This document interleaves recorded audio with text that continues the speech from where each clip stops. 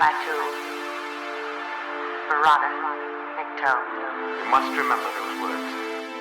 Gordon's alive. You know what the Turing test is? I know Kung Fu. Dead or alive, you are coming with me.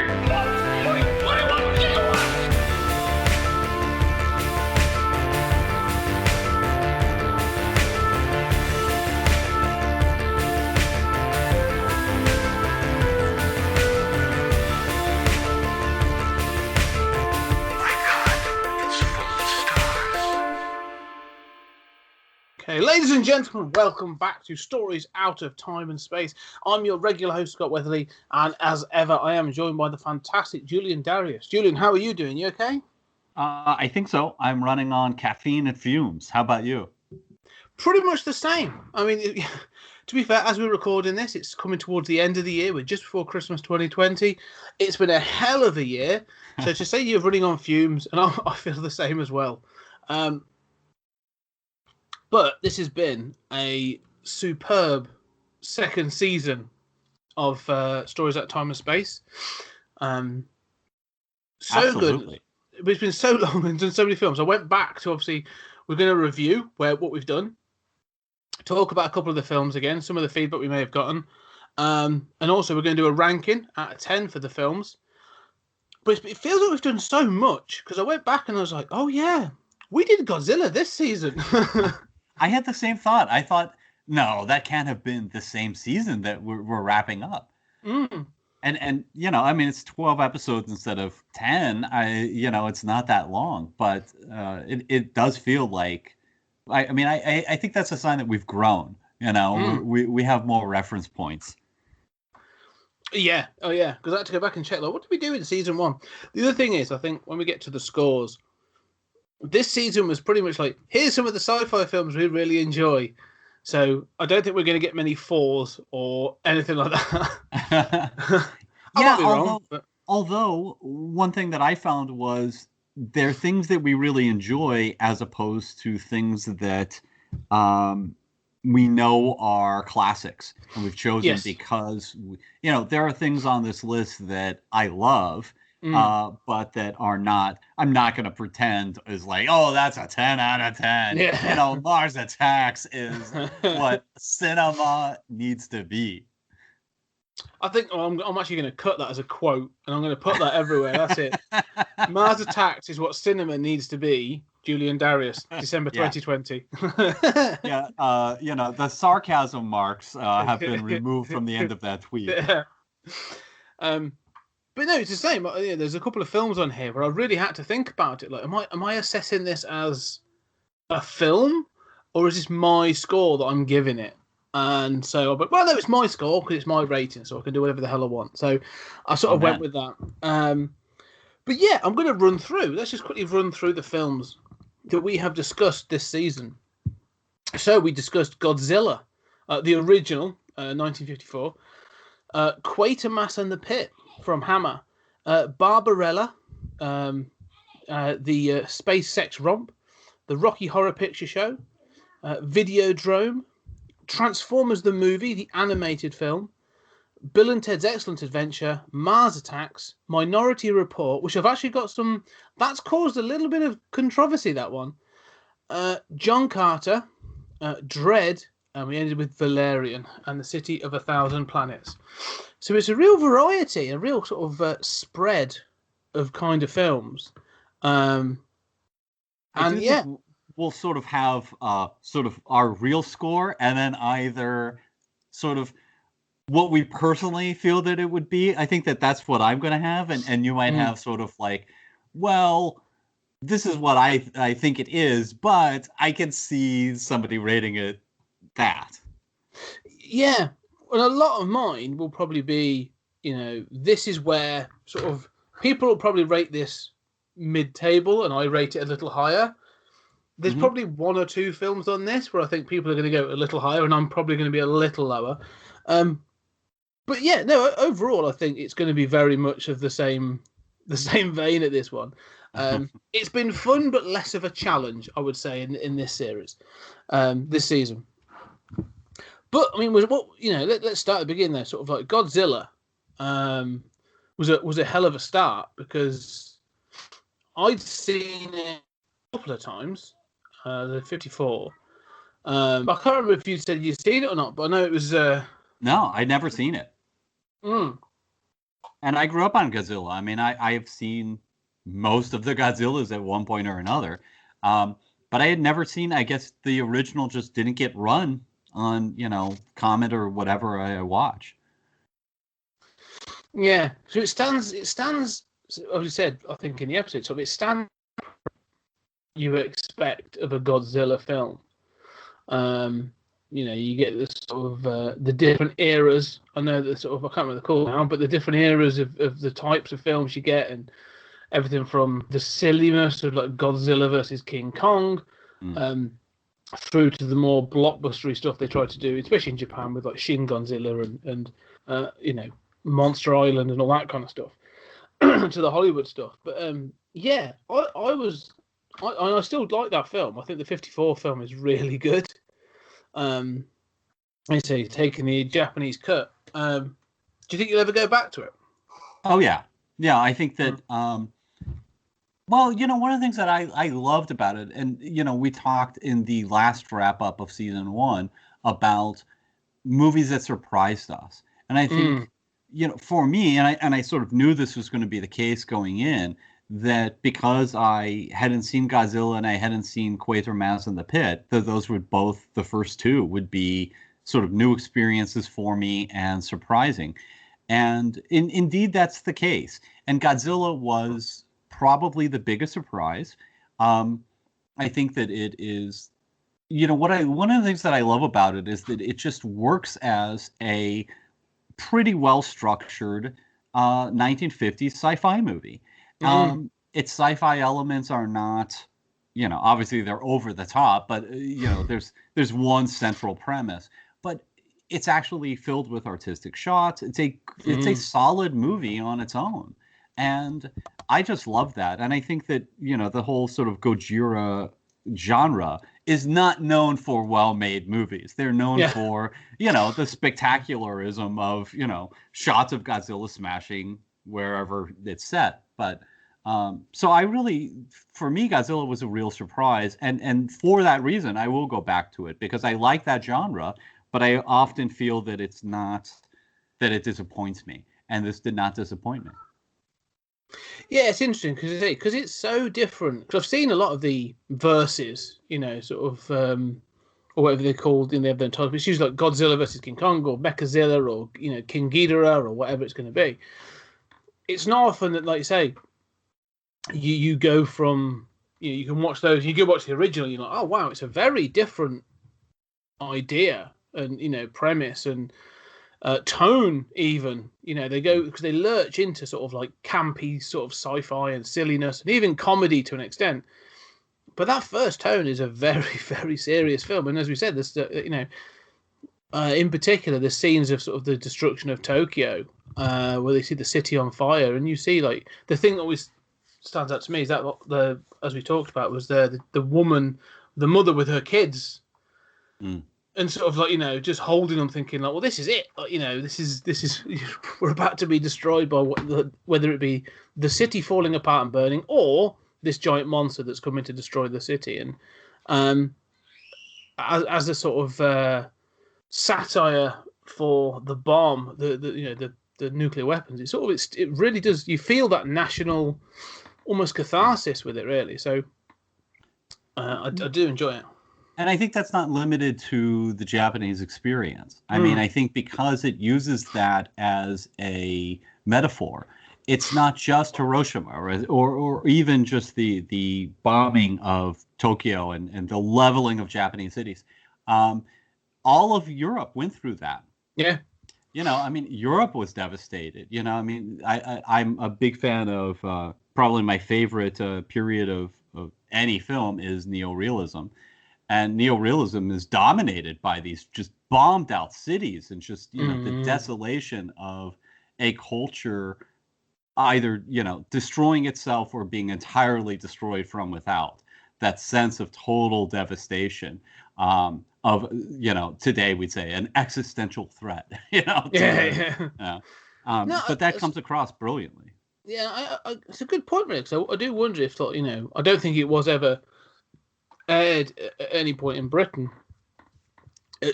beyond at time of release. But if someone in 54 or 55 had seen this film and had lived through the Blitz, watched it, and would they feel some connection with that to say, yeah, from the Japanese experiences that Godzilla can represent those nuclear weapons, but from us it could represent the Luftwaffe coming to bomb London or Coventry or Birmingham or wherever. So I suppose you're right. It can be transposed to those other experiences, and it fits rather well. Yeah, that's a really good point. But I mean, it's a good standalone film as well. I mean, it ends on a sort of victorious note. But I still find it fascinating of where it went.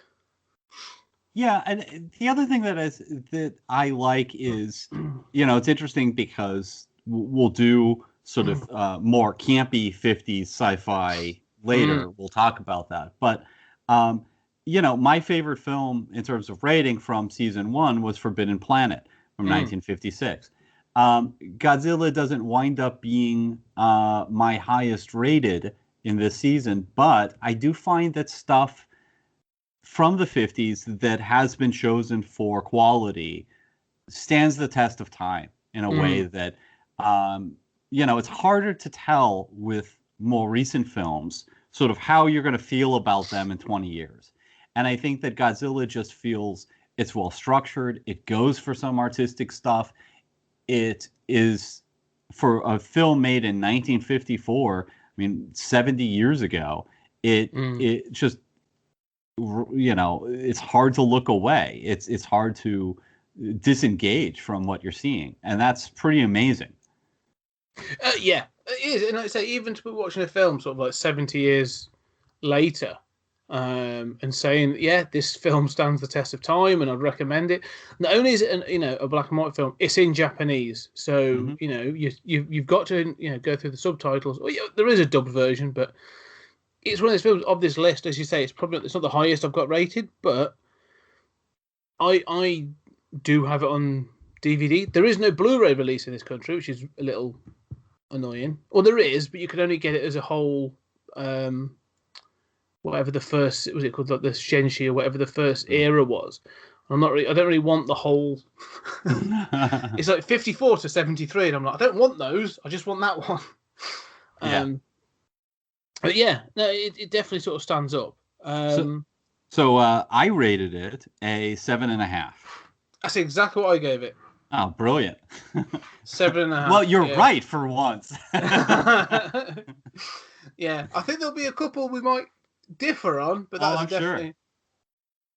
Yeah, I mean, and for me that's the perfect rating. Like, I mean, it's not, 8 is. I think once we're talking 8 and higher, we're talking about something that is really special. That has not that Godzilla is not special, but 7.5 is still a high rating for both of us. I think we're stricter than some people. Yes, yeah. I mean, the thing is, it's a film that will stand the test of time, and I think will be revisited again and still works. Okay, so we move into another era and to a different country, and sort of dealing with British sci-fi, but also Hammer. So this was our first dabbling of Hammer sci-fi from '67, Quatermass and the Pit. And again, as you said, this was the first time you'd seen it, and so I sort of threw it in there because I love this film. It was one of my first experiences of Quatermass, and really sort of one of my first experiences of Hammer as well. So it has a special place in my heart. But what are your thoughts of it and memories of it? Well, I grew up on Hammer stuff, but I'd never seen any Quatermass. Yeah, I mean, I think that one of the things that stands out for me now that I don't think stood out for me as much is just the Lovecraftian themes, the sense of mystery. I think that in retrospect, I think it's slower than it needs to be. But I love how ambitious it is. And more than anything, that ending stands out for me. I love I mean, of course, it's crazy. It's Ghostbusters level crazy, you know, this projection on the sky. But I do love the sort of unexplained nature of this Lovecraftian threat, that it's all very, you know, they explain it, but it's still sort of amorphous, you know, vague, doesn't really matter. And that sense of just total devastation at the end. And like, we've encountered the old gods and barely survived kind of feel to it. What was, in retrospect, what were your thoughts about it? Yeah, no, you know, I've always liked you say that the Lovecraftian elements of it. I kind of like that there's two parts of it, because I find it sort of like almost like a cozy British sci-fi film. Like you say, the pacing of it is very British. You know, sort of like Andrew Keir as Quatermass. You know, sort of like this sort of like slightly gruff, grumpy sort of professor. You know, he's not James. That's what I love about it. He's not James Bond. You know, he's not kick-ass. He's nothing. He's literally a professor. Like, he's just a scientist who gets involved in this stuff, and so everything is dealt with as a scientist.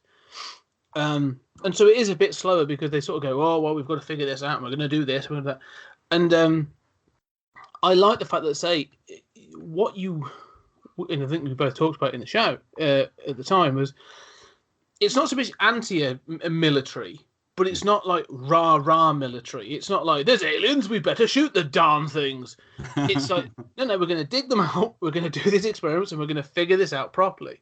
And so, like, you know, it does degenerate into the chaos at the end and stuff, as it's supposed to. But no, I kind of like that pacing and the sort of thing. I mean, the thing to highlight about it as well is, you know, this is a Hammer production. This came from, you know, that studio. The budget isn't massive, but it's better than the previous Quatermass films, but also this came from a BBC TV show.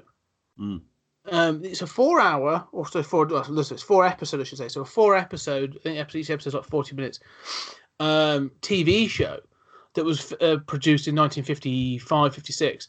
And so there's more story in that. So some of the pacing issues comes from the fact there's some story bits missing.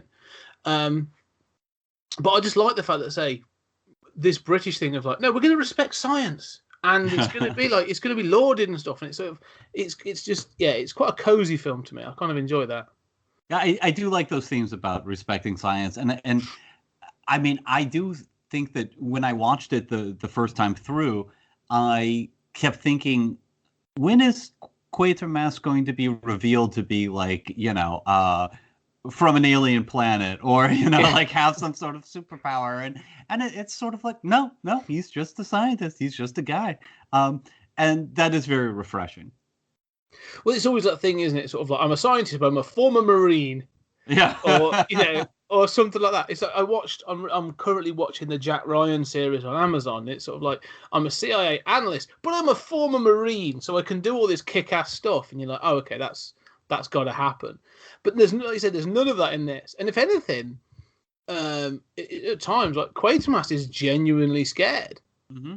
You know, the things happen, and he's like, I don't know what's going on. This is crazy. But the reveal at the end, as you say, is brave and really cool to actually acknowledge, to sort of get to a point where they're like, it's a bit silly, but like, yeah, human race engineered from Mars, and Martian DNA is in us. And we have this innate thing to sort of kill off people to be the survivor of the fittest. You know, the Darwinian theory actually comes from this Martian thing, and also it's a, you know, it starts as a small story, but then has this big impact at the end, which I think is really cool. So, what did you rate it? I will be honest, I actually rated this an 8. Oh wow! Because I do go back to it, and I do have a real sort of soft spot for it. That's awesome. I gave it a 6, but that's a 6. I mean, I could go higher on it. And one of the problems is I want to stick with my original ratings, but I'll start talking to you, and I'll be like, yeah, I do remember all that stuff. I do love that. You know, maybe this should be a 6.5. Should I real quick change that in my notes? You know? So I'm not embarrassed later. But yeah, No, I mean, I think it's above average. I do think that those things stand out. I think it's harder for me with sort of like the pacing and the Hammer low budget style. Mm. I mean, I want this to be. I mean, how awesome would this be at 60 minutes? Maybe for you that would lose that coziness. I think the thing is, I again I said it on the show before. I do think like Quatermass is one of those characters that if you were to take him now, you could, they did a remake of the Quatermass experiment in 2005, but you could get a modern take on this, and you could add a little bit more to it. Give him a side, I don't know, give him a sort of like a John Watson kind of sidekick that is a bit more action orientated or something. You could, but I think now is the perfect time. If you want to do something like this, if especially if cinema's going the way it is, you want something a bit more low budget, but a bit more, weird or something like that. Like Quatermass is a great opportunity, and would reboot to the 21st century really well, I think.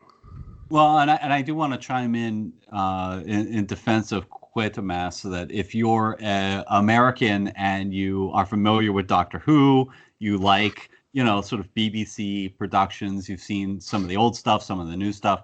Quatermass is, an easy transition, and you will enjoy it. And Doctor Who has conquered American sci-fi. I mean, that has finally happened, and people are ready for Quatermass. If without Quatermass, there'd be no Doctor Who. It's as simple as that. It's straightforward as that. Also, I would say is, and we haven't gotten the list, but one day we will do it. We will do the Peter Cushing Hammer Doctor Who as well, which completely ignores. But they completely ignore the BBC canon and we're like, no, we're doing our own thing. But they are good. I really enjoy those. So one day we will do those. But leaving our safe British shores and traveling. Maybe not so safe at the moment, but traveling dirty into, Frenchies. Yeah, exactly. Yeah, taking our fish. But this is the first French comic adaptation of the Caesars. Actually, we obviously had two, but we went back to the sort of the Sex Kitten 60s with Barbarella, and this was a definite interesting one because it's a mixed bag, to be honest. Yeah, I mean, I was surprised going back how this was one of them that I was surprised by how much the sort of first half and second half differed for me. Because I remember Barbarella as just, it took me a long time to watch it. And then when I did as an adult, I had always heard about it. I was shocked by how much I loved it. And I still am. I adore this movie. I mean, I think this movie should be mandatory viewing. I love its presentation of, sort of, a sex sci-fi romp that's very sex positive. I think it's, imperfect, but it's filled. I mean, besides Duran Duran, I mean, so much comes from this. There are so many just crazy ideas in this. I do prefer it to, I definitely find that I prefer it to, say, Flash Gordon. To me, it's gotta be, sometimes I look at other movies that I've rated, right? And I'll say like, okay, this has definitely got to beat out Flash Gordon. Yeah.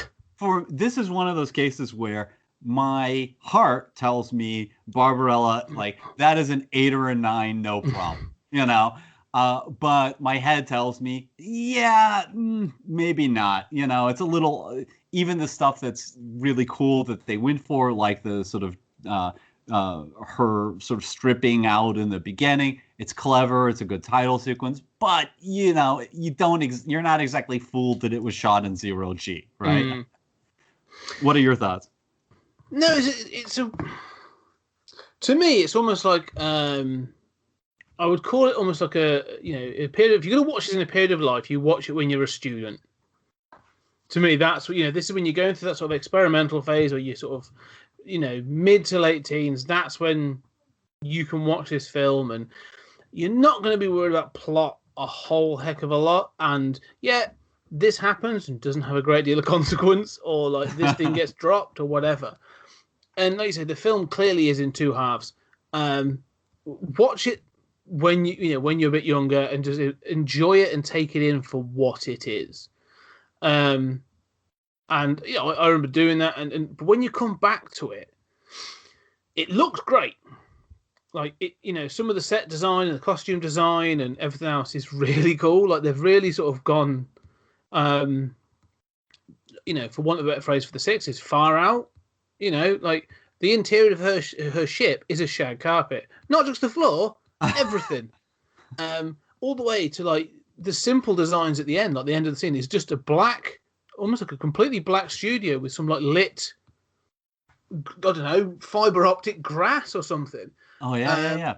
And it just looks so. And it's got like magnifying glasses that they've run past and other stuff. Like just some really cool set designs. It just looks good, and it's it's colourful. It's got some great sort of like ideas. But I still stumble across the fact that like it sort of you get to the end and it's this is an experience. I experienced Barbarella. Do I want to experience that again? Don't know. And I think that really comes down to when two things really. When you come at this film, so are you more open to this kind of thing, and also your willingness to accept the weird in a film. I can imagine sort of someone a little bit older and looking for something with a detailed plot and being made to watch. It's like this would drive my dad mad. Really? Yeah, halfway through, but like he just be like, what is happening here? I don't understand anything. This film makes no bloody sense. It's rubbish. It doesn't make any sense. Why am I watching this? And I can understand that approach, but I can see why this is still an experience and something. I agree that it should be mandatory. Everyone should see this film because I think it will direct you to other kinds of films. Yeah, I don't think it's limited to that. I mean, I think you're right that it's an experience. I think you should watch it as early as you can. Having said that, I have another friend who is my age, who I went to college with. And he saw this later in life too. He's a more snobby sci-fi fan than I am,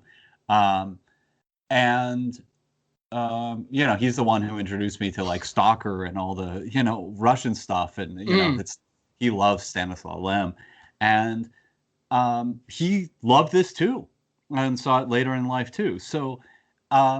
I don't know. I think you're right that you have to be open to it. I don't know. I feel like this is something that we all know is a like flawed movie, but almost every character from this, you could imagine somebody doing, their own art poster and hanging it in their dorm room, or even just having the Queen of the Galaxy, Jane Fonda poster up in their dorm room today. And I would think that guy is so cool, or that chick is so cool, No, it is a film. Yeah, exactly. Like there are shots of this film that like I'm surprised are not iconic art prints.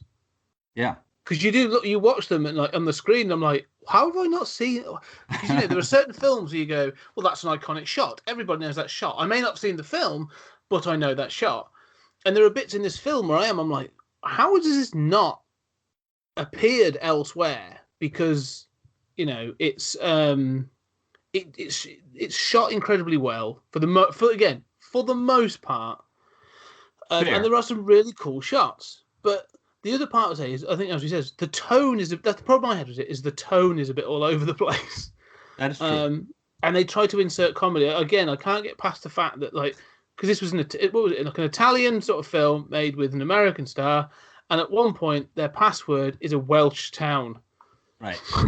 And it's like. I get that that's weird, and it is weird and it's wonderful, but like the tone was just a bit too jarring at times for me to truly love it. I think what's interesting to me about that is that we got into some of the same stuff talking about Valerian last episode, and I'm often the biggest critic in theory of mixed tone. I don't want my Superman mixed with Doctor Strange, I don't want sci-fi with magic, but I guess that I have a more tolerance, or the way my mind works. I like the visual. you were talking about those iconic shots. I'm willing to forgive an awful lot if I see those iconic shots and there are some crazy ideas and some crazy aesthetics going on that I think that's going to stay with me. Yeah. I don't know about this daft plot, but there's something that's really going to stay with me that is iconic that nobody else has done. To me, that has its own special place in cinema history. And I also want to say, I admire what this movie is doing. Yeah, you can see it's sexploitation. That was, this is 68, so that was a little more acceptable back then, but I think it should be more acceptable now. And sex has become so much about politics, and we have these conversations that I think are good conversations to have, but we've lost the sort of like sex romp, we've lost the sort of like, wait, this is something fun that humans do, and it can be silly and daft and sexy without being some coherent political statement.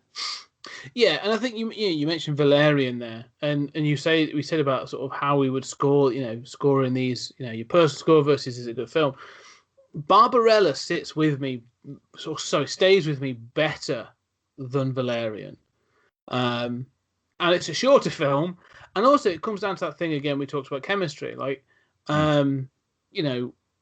the cast of Barbarella, in particular, Christ, I've got her name now. Barbarella herself, Jane Fonda. Sorry. She's not a fantastic. Yeah, she's not at this point a Oscar-winning actress in this film, but she does have that sort of like sex kit and charisma throughout this film, and she holds the screen, not just because of her how attractive she is, like just in her character, like she holds the screen, and other actors do as well. Like, you can't take your eyes off the screen with Barbarella, but I could more easily have done that with Valerian. So for me, I think Barbarella sort of stands as a better film than Valerian in City of a Thousand Planets. I agree. And I'm a big defender of Valerian, but I think for me it comes down to the CGI and the budget. Barbarella does so much with so little comparatively. And I think, the CGI, when it works, I don't think between the two films anything compares to the opening few scenes of Valerian. Through that alien planet, nothing, probably for my money, probably nothing in this entire season compares to the beauty of that and packed with ideas behind it. But the downside is the rest of it, when something doesn't work or when something is just bland, that CGI gives it a sort of like glossy, sort of like, yeah, it's just another thing. Whereas if it's a organic prop, if it's, just something, you found the dustbuster and made the little like creepy, alien guy that squirts out pearls in Valerian. If they made that in Barbarella, it would look awful, right? It'd be like made out of a dustbuster. But you'd say, it's so cool. Like they covered this dustbuster in like shag carpeting and like put some like weird marble eyes. And you just be like, that looks so bizarre that it's so cool in its own right. And it's still a fail, but it's a fascinating fail. But it's also a fail that you'd probably be able to buy a plushie of today. So. Yeah, fair enough. But that's what I mean. They would, because I think those sort of physical, practical effects do stand up better. And I always wonder that about. Less so with CGI today, because it's got to such an extent that it's almost picture perfect. But you do look at early CGI and you think, like, what were you thinking? Like, you could have done this with a practical effect. Like, why? Why am I watching this thing that's clearly not there? So what did you give Barbarella then? I gave it a 7. Oh, okay. I gave it a 6. Okay, we're not that far off. No. But yeah, I did enjoy it, and I think maybe one day I'll go back to it, but it's not what I'm going to be rushing to. Next up is Rocky. Yes, I was going to say, so we sort of stick with the sort of, the sex comedy element, get slightly darker, but the Rocky Horror Picture Show, which I always forget this is made in the 70s. because to me it sort of feels so much more modern. Like I always think of it as like an 80s film when it's, it's most definitely not. But this has obviously got quite a place in your heart, really, hasn't it? This is an important film for you. So what going back and reviewing this, what were your thoughts on discussing it for the podcast? Well, I mean, this is in my DNA. I mean, and I mean, for me, being able to express some of that and express some of why meant a lot to me. And this movie has meant a lot to me. I think that you were talking about that, and it occurred to me that just talking with you that it's sort of like somebody who grew up with a Disney musical. And I grew up with them, and I, in fact, had the soundtracks. But, if you grew up with Frozen, right? We've got a whole generation of kids that are going to have grown up with Frozen. And the truth is, Frozen is a terrible movie. It is just objectively terrible. I mean, there's so many things that don't make any sense. Half the numbers are awful. But if you grew up with that, then, it's just like, let it go. That just your heart swells, and you're going to forgive all of the bad stuff and just say, that is a classic. How dare you say anything bad about that? So that's my gut instinct about Rocky. And I do think it's cool that, I'm a cool guy that my version of Frozen is the Rocky Horror Picture Show. That's the closest I have. But yeah, what are your thoughts of watching it again and, thinking critically about it? You know what? It's one of those films that, for me, again, when I first came to this film, like many, many years ago, I came at it already with a sort of a general understanding of it as like a midnight movie. You go along to the screenings and you sing along with the songs, and the bouncy ball and the lyrics, and people are going to dress up in crazy things and all sort of stuff. So I sort of had this vision of the holistic part of it, which was great, and going into it. But the other thing is, as I sort of explained to you when we had the show, was Time Warp was released as a pop song. So that song for me has existed way back into my history. So that when I was a kid, that every party, every wedding, every christening, everything I've ever been to, it's been played, and I've had my nan has been on the dance floor dancing to the Time Warp, that sort of thing. So it's sort of, again, it's intrinsically British. It's in there as sort of like this thing, but not for what it actually is. So when I watched the film this time and really watched it, I was kind of taken aback by how much it's got to say, about everything from sexuality and gender and it positively in many regards, but then again but then other things about how to treat people, this idea of loneliness, this idea of being cut off from your home and all sort of stuff. I was like, wow, this film's actually got some real sort of its meaning and messages, and sort of makes me think more about what was Richard O'Brien going through when he was writing some of this stuff. But yeah, no, I really enjoyed it. The soundtrack is great. Again, not every song is a belter, but the soundtrack is really good, really solid. And again, some of the acting's great. Some of the performances are really, really cool, and so it surprised me how much I got from it. And yeah, it's again, it's how to describe it. I always know that Tim Curry was Dr. Frankenfurter, and I've seen the images and all this other stuff. But then you watch this and you really watch it, and the moment he sort of casts off the cape on his throne, and you just in that moment you're like, oh, okay, now I sort of get this whole thing. I know what this is about. This is just about being fabulous in the best possible way. And so yeah, I really enjoyed going back to it, actually. Yeah, it's interesting because I don't think of it as a British movie at all, which it obviously is. But I grew up with it as an American phenomenon, and so I don't think about that. And I don't think about the Time Warp. We don't have anything like that. What's interesting, you say it's been a British film. Although Richard O'Brien, British, Tim Curry's British, and it clearly is more about American culture, though. I mean, the whole thing starts, and you have like the American Gothic sort of image, don't you, at the beginning, and the whole thing of sort of Brad and Janet, like the atypical all American couple, and that. So I definitely see it, although it's probably got some British production, like it's very much an American film to me.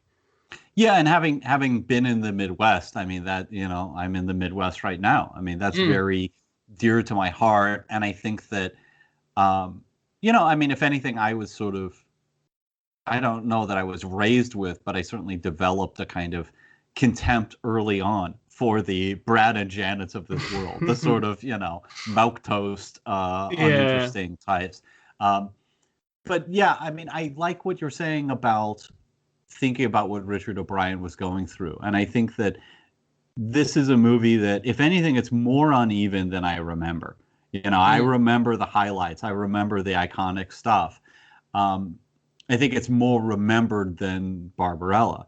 But I think they're very similar in that they're filled with iconic, wonderful stuff, but they are very uneven. And there are a lot of themes in this that just kind of overlap and kind of go nowhere, and you're not really sure, like, what was that about? But at the same time, it does stand the test of time, and on an issue where our politics and even our understanding of what it means to be gay or trans or intersex or anything has changed so much, we're still able to pull things out of this, and even if it is a little dated. And I think that is amazing to say about a movie from 1975. Yeah. If anything, I say it's so incredibly progressive. And like I say, it didn't get everything right. But yeah, it's incredibly progressive, and its attitudes towards some of the characters is fascinating. I like the fact as well that within the film, like, Frankenfurter, clearly the villain, but also the best person on screen throughout the entire film. No, that was fascinating talking about with you, the sort of trying to piece out how do we feel about Frankenfurter, and how do we feel about, like, what does that mean that the villain is the most attractive, wonderful character in the movie, obviously, and what everyone remembers. Yeah, I mean, in going back to it, it's one of those things that I haven't watched it since, but it's a film that does pop into my head every now and then because of some of the scenes and stuff like that. But as I was preparing for this episode and sort of like thinking back on some of these, one of the ones that sort of struck me was the title of the film, because I'd never thought of it before. I think, oh yeah, it's the Rocky Horror Picture Show, and then I was thinking, well, actually, the Frankenstein's monster, kind of the creation, is called Rocky. And I was like, actually, yeah, is it his horror? Is that what they're saying, actually? This film is his horror. It's the Rocky horror. That's the only thing I could really think of. And I was like, that's an interesting title. Like, is that another perspective that Richard O'Brien was actually saying? Like, yeah, we've got this being, but actually, like, he's freshly created, then chained to a bed and abused and all this other stuff. And I think what's interesting about that for me, I mean, I always forget that the play was the Rocky Horror Show as opposed to a picture show. And then they're like, well, we do a movie. They might as well have called it the Rocky Horror Movie. Means the same thing.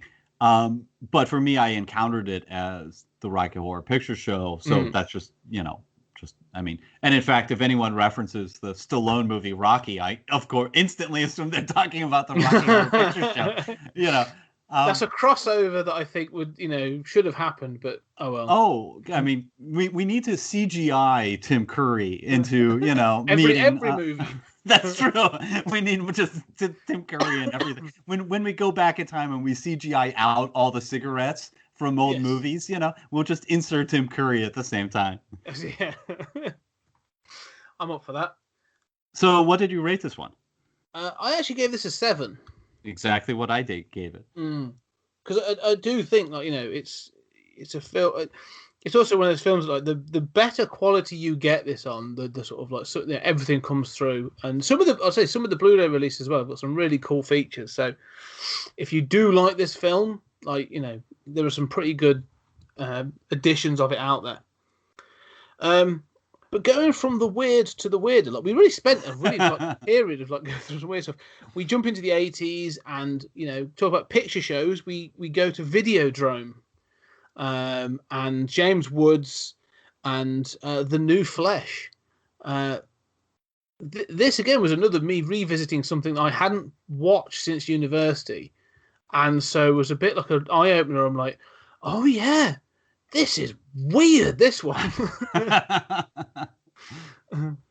Yeah, I mean, I love this movie. This is another one that I think all three of these, Barbarella, Rocky, and Videodrome, are very divided for me in terms of which half I like. And I think that, with Barbarella, I remember the second half. Same thing with Rocky, I remember the second half. And I go back and I think, no, this is slower than I remember. This isn't as iconic as I remember. And then it's sort of both films sort of hit their stride, and I'm like, oh yeah, now I remember why. Videodrome is the opposite for me. That the difference with Videodrome is that I don't often want to rewatch it. Like, Barbarella is fun. Rocky, I've got loaded into every portable device that I have, so that when I'm driving cross country and I'm just like, oh, I'm feeling tired, I put on the Rocky Horror Picture Show and I'm singing along with it, and I'm happy and I'm smiling, and God bless it for that. Videodrome is something that I love. It's super dear to my heart, but it's not something I want to revisit. But I do love that. But once I'm into it, once I start it, maybe like 30 seconds in, I'm in love with it. And for me, it's the opposite. That by the end, I'm thinking, well, that kind of went in a direction, But once I put it on and I get a minute or two into it, I'm just sold, and I'm just on a roller coaster that I love. What about you? Yeah, it's similar. It's one of those films that. Like you say, it makes decisions were made towards the end. That's going to be on the DVD, all right? Decisions were made. And again, like some of it works. Like again, I really like that it has that mystery. Like it starts with a bit of a what is this Videodrome? And so you are pulled in to know more. And so you are with the James Woods character of like, what is this weird thing? Like, is it a snuff channel? Is it all fake? Is it what is it that he's getting, and how can he get it on his little network? And so it starts out, and then it sort of it's from the moment he puts that helmet on. Like you've had the weirdness, but up to that point, and then the moment he puts that helmet on, and it goes from there, like. It starts to take leaps and bounds. And it's one of those films where I can remember scenes from this film, and sometimes I'm like, I'm not entirely sure what order these scenes came in, but I don't think it really matters. But again, this film, the first half is fine, but the second half, like I feel like there should be more detail. Like there's something, it feels like there's something missing. Like you are partaking of almost like as a third party of a wider story. And then we said this in the show, like it says that welcome to the New Flesh, and he's got to do this mission and stuff. And you're like, what is this bigger, grander thing then that's going on? Like we need to know more. Like I'm glad that the film sort of doesn't, but also I wish it did, because it feels a little bit like there's a step missing in that last, especially in the finale. Yeah, and I think you're right about all of that, and I do think that Barbarella, Rocky, and Videodrome are all sort of experiences that their plots kind of fall apart at certain points. Maybe Rocky less so, but what you said about Videodrome, I think is really key about not remembering scenes in the right order. And that's absolutely true. Like when I think of Videodrome, I think, long live the new Flesh. I think about the videotape being inserted into his stomach, and pulling a gun out, and just, I remember the snuff film stuff. And I think this is mad and crazy. And there was a whole conspiracy there with a guy who's dead, but he's, communicating you through recordings. And you kind of think, well, I must have forgotten what the real conspiracy was. No, it's not in there. It's a series of ideas and, sort of skits. And most of them work, and they're fascinating. And, like you said about Barbarella, they're sort of iconic. Obviously a very different aesthetic, but, Cronenberg aesthetic, but iconic and wonderful and unforgettable. But there is a sort of like different version of this movie that tries to do those things more seriously and either achieves it wonderfully and transcends Videodrome's failures, or falls on its face and shows why Cronenberg should never have had a reboot. Career. Yeah. Well, I agree, and that's the thing, isn't it? It's almost like, is it good that it holds back? I mean, like you say, you talk about the scenes, the fact that, like, he's sent to commit an assassination, and there's this guy that gives him the helmet, and it's all got to do with a glasses company.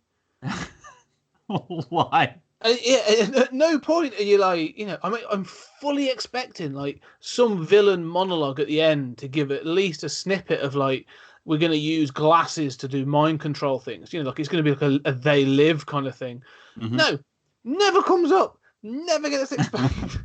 And it's just that thing of like, I almost think like if this film was, I don't know if it needed to be longer, but if it was some parts of it repurposed, in some way, just to give or show some form of exposition, just to give a little bit of a snippet of that wider world, doesn't need to be much. Like I don't want. There's a massive intergalactic, civil war going on, and it's been fought on Earth between these two kinds of people. Like I don't need any of that. I just need like just a snippet of there's something bigger than this, and it's legit. Even if we think it's in his head, I don't. That thing of it being, is it in his head or not, as it sort of comes to at the end. Because since he's had that helmet on, and is it all hallucination? And you can debate that, but like, even if it is all hallucination, like his hallucinations really have plot holes, and he needs to have someone better writing his hallucinations. Yeah. I was just thinking of how it compares to The Fly, because Cronenberg is, I think, the first director that we have done multiple movies of.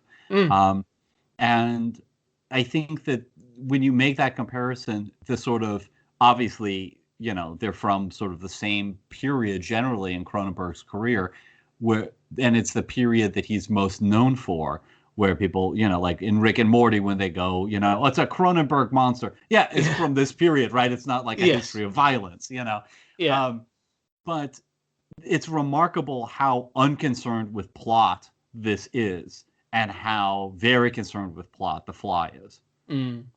But they share a tone. And I think that's the sort of the for me, the similarity is that they both have this sort of like descent into madness, and they both have this sort of like inevitability of the sort of failure and possible death of the protagonist. I mean, all right, it's the definite death of the protagonist in The Fly, and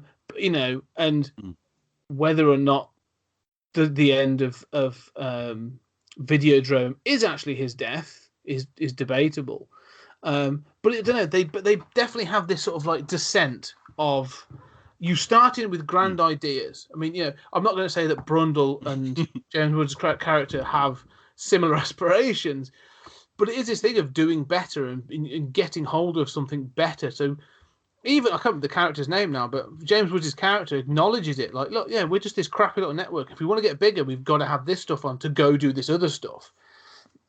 And I think that's it's a similar aspiration to Brundle, really. So it's reaching for the stars and failing and getting mixed up in something you're not quite ready for. So I can see there being a parallel between them. But you're right. Isn't it? No, I mean they both. You're right about that descent arc. That's a very good point. And the difference between the two, I love how slimy James Woods is. Right? I mean, he's not a scientist at all. He's just, in real life or just in this show? well, in both. Right? I Yeah. was going to make that joke too, but that he's he reminds me of like a Philip K. Dick character who's just like he's not a eccentric scientist. He's just kind of a slimeball trying to make a buck. Yeah. But there is, I think, Videodrome. It's an inferior movie to Network, but it gets at some of those same ideas. It's just sort of the the '80s version that goes into hallucinogenic lunacy as opposed to sort of being farcical in-world realism. Yeah, no, I agree. I do think it's one I will revisit in the future though, because I do. Again, the iconic images from it and some of this stuff and there is stuff I think if I watch it in a different mood, I think I will take something slightly different from it, and that's one thing to enjoy from it. But saying that, what did you give it for a score? I gave it a 7. Oh, okay, I gave it a 6.5. Yeah, I was thinking I might 7 might be a little generous, especially because I looked back and I saw that I rated The Fly a 7. And I had a note that like I could have gone a little higher on The Fly and I could go a little lower on Videodrome. I do think The Fly is the better film, although the themes of Videodrome are more dear to my heart. I can see why people would get more not obsessed, but it becomes something special to someone, because there's so much you could take from it and debate about it, and so I could see someone's becoming their obsession. But moving away from dark sort of sort of descent into madness, and to a lighter note of the death of an iconic character from the 80s, we did Transformers the movie, the animated movie. Obviously sort of sits between, is it seasons 2 and 3, right? I believe. And so you don't really need any previous knowledge because it's obviously jumps in. There's a time jump and everything else. But again, this is a biggie really because obviously you're a big Transformers fan. What were your thoughts again, sort of like discussing this for the podcast? I'm always amazed at how well other people like this movie. I think that this was growing up. This was 90% of what I loved about Transformers was basically this movie. It was so much of what I remembered and what I wanted, even animation to be. It was so much closer to the serious sci-fi that I thought Transformers could aspire to be. But I thought I was alone. I knew from the internet, once I got on the internet, that other people were out there who felt the same. But this movie seemed basically forgotten. And I was, if I told somebody about it, it was like, oh yeah, did they do a movie of that?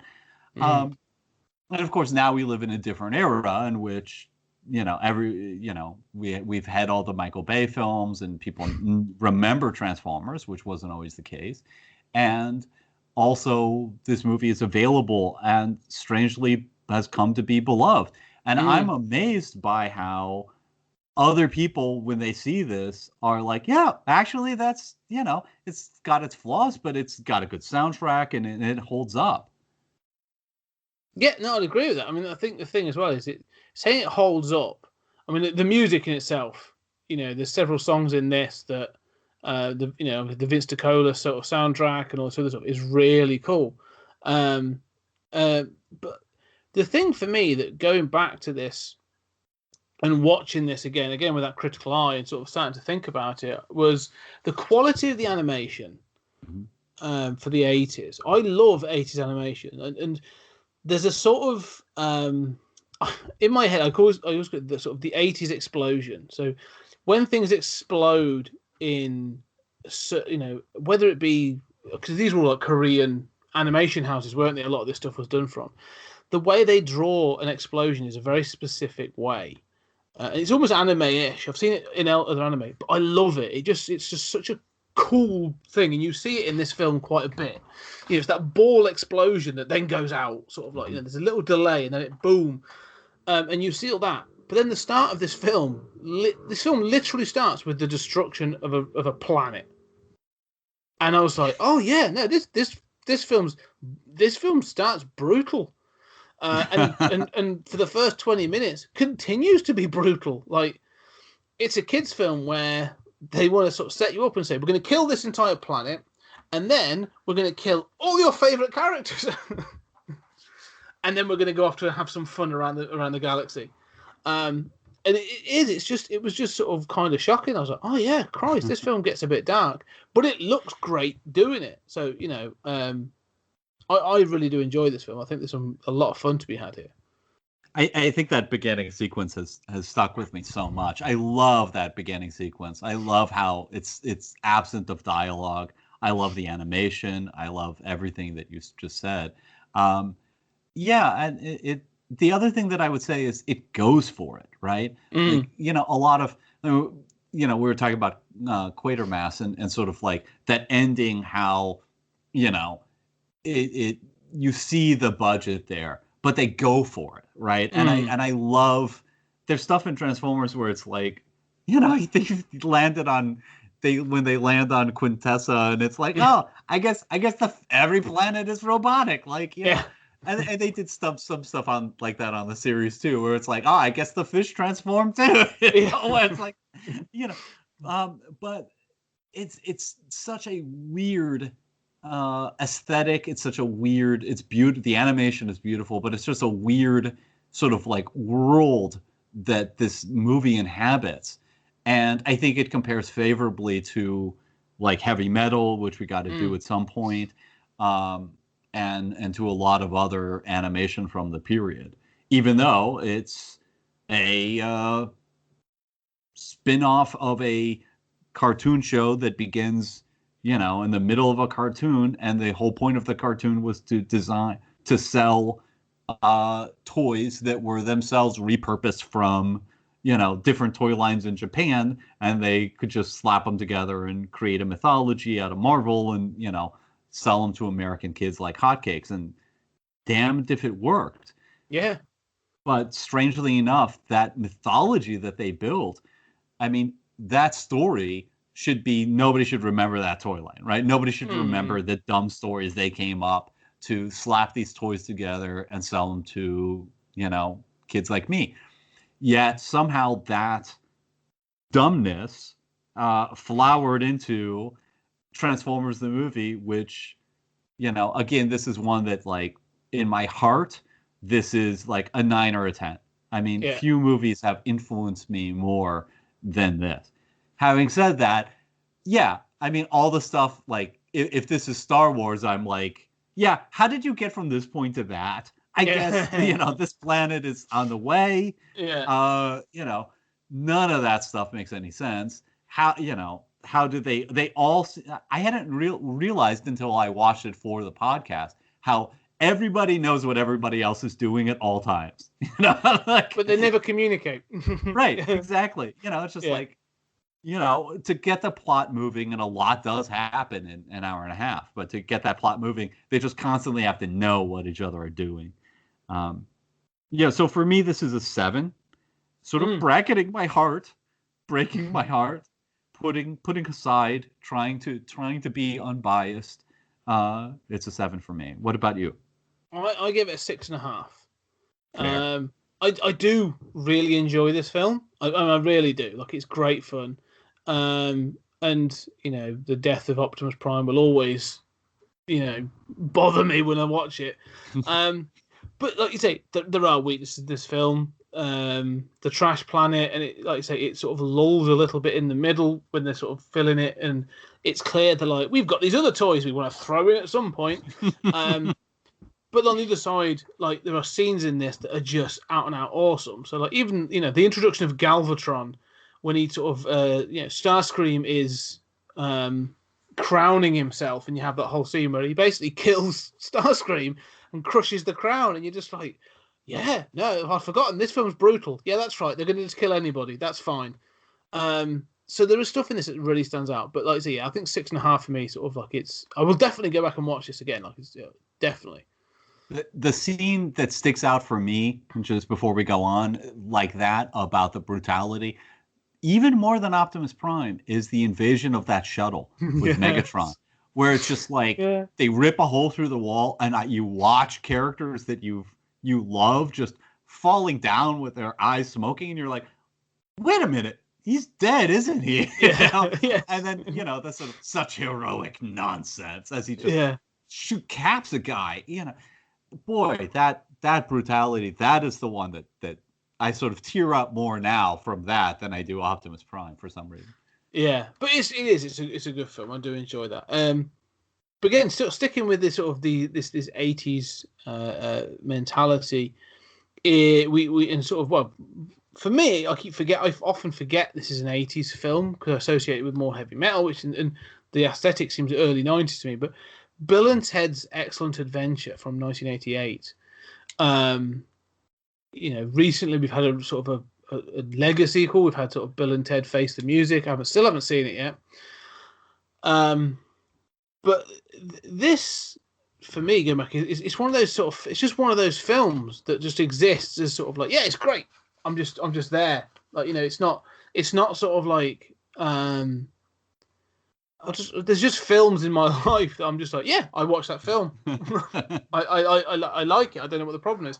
But again, going back and trying to watch this with a critical eye, I actually found quite difficult because it's a film that I've watched a lot of times before, a bit like with Transformers, and you just get taken on the ride, and every now and then you have to stop yourself and go, whoa, no. I'm supposed to be watching this film, not just enjoying this film. Mm-hmm. And it's a proper ride. And again, like some of the stuff in this film doesn't make any sense, and we can critique it for that. But there is a sort of like the chemistry of Keanu Reeves and Alec Winters across this film. Like, you love these idiots and you want them to succeed.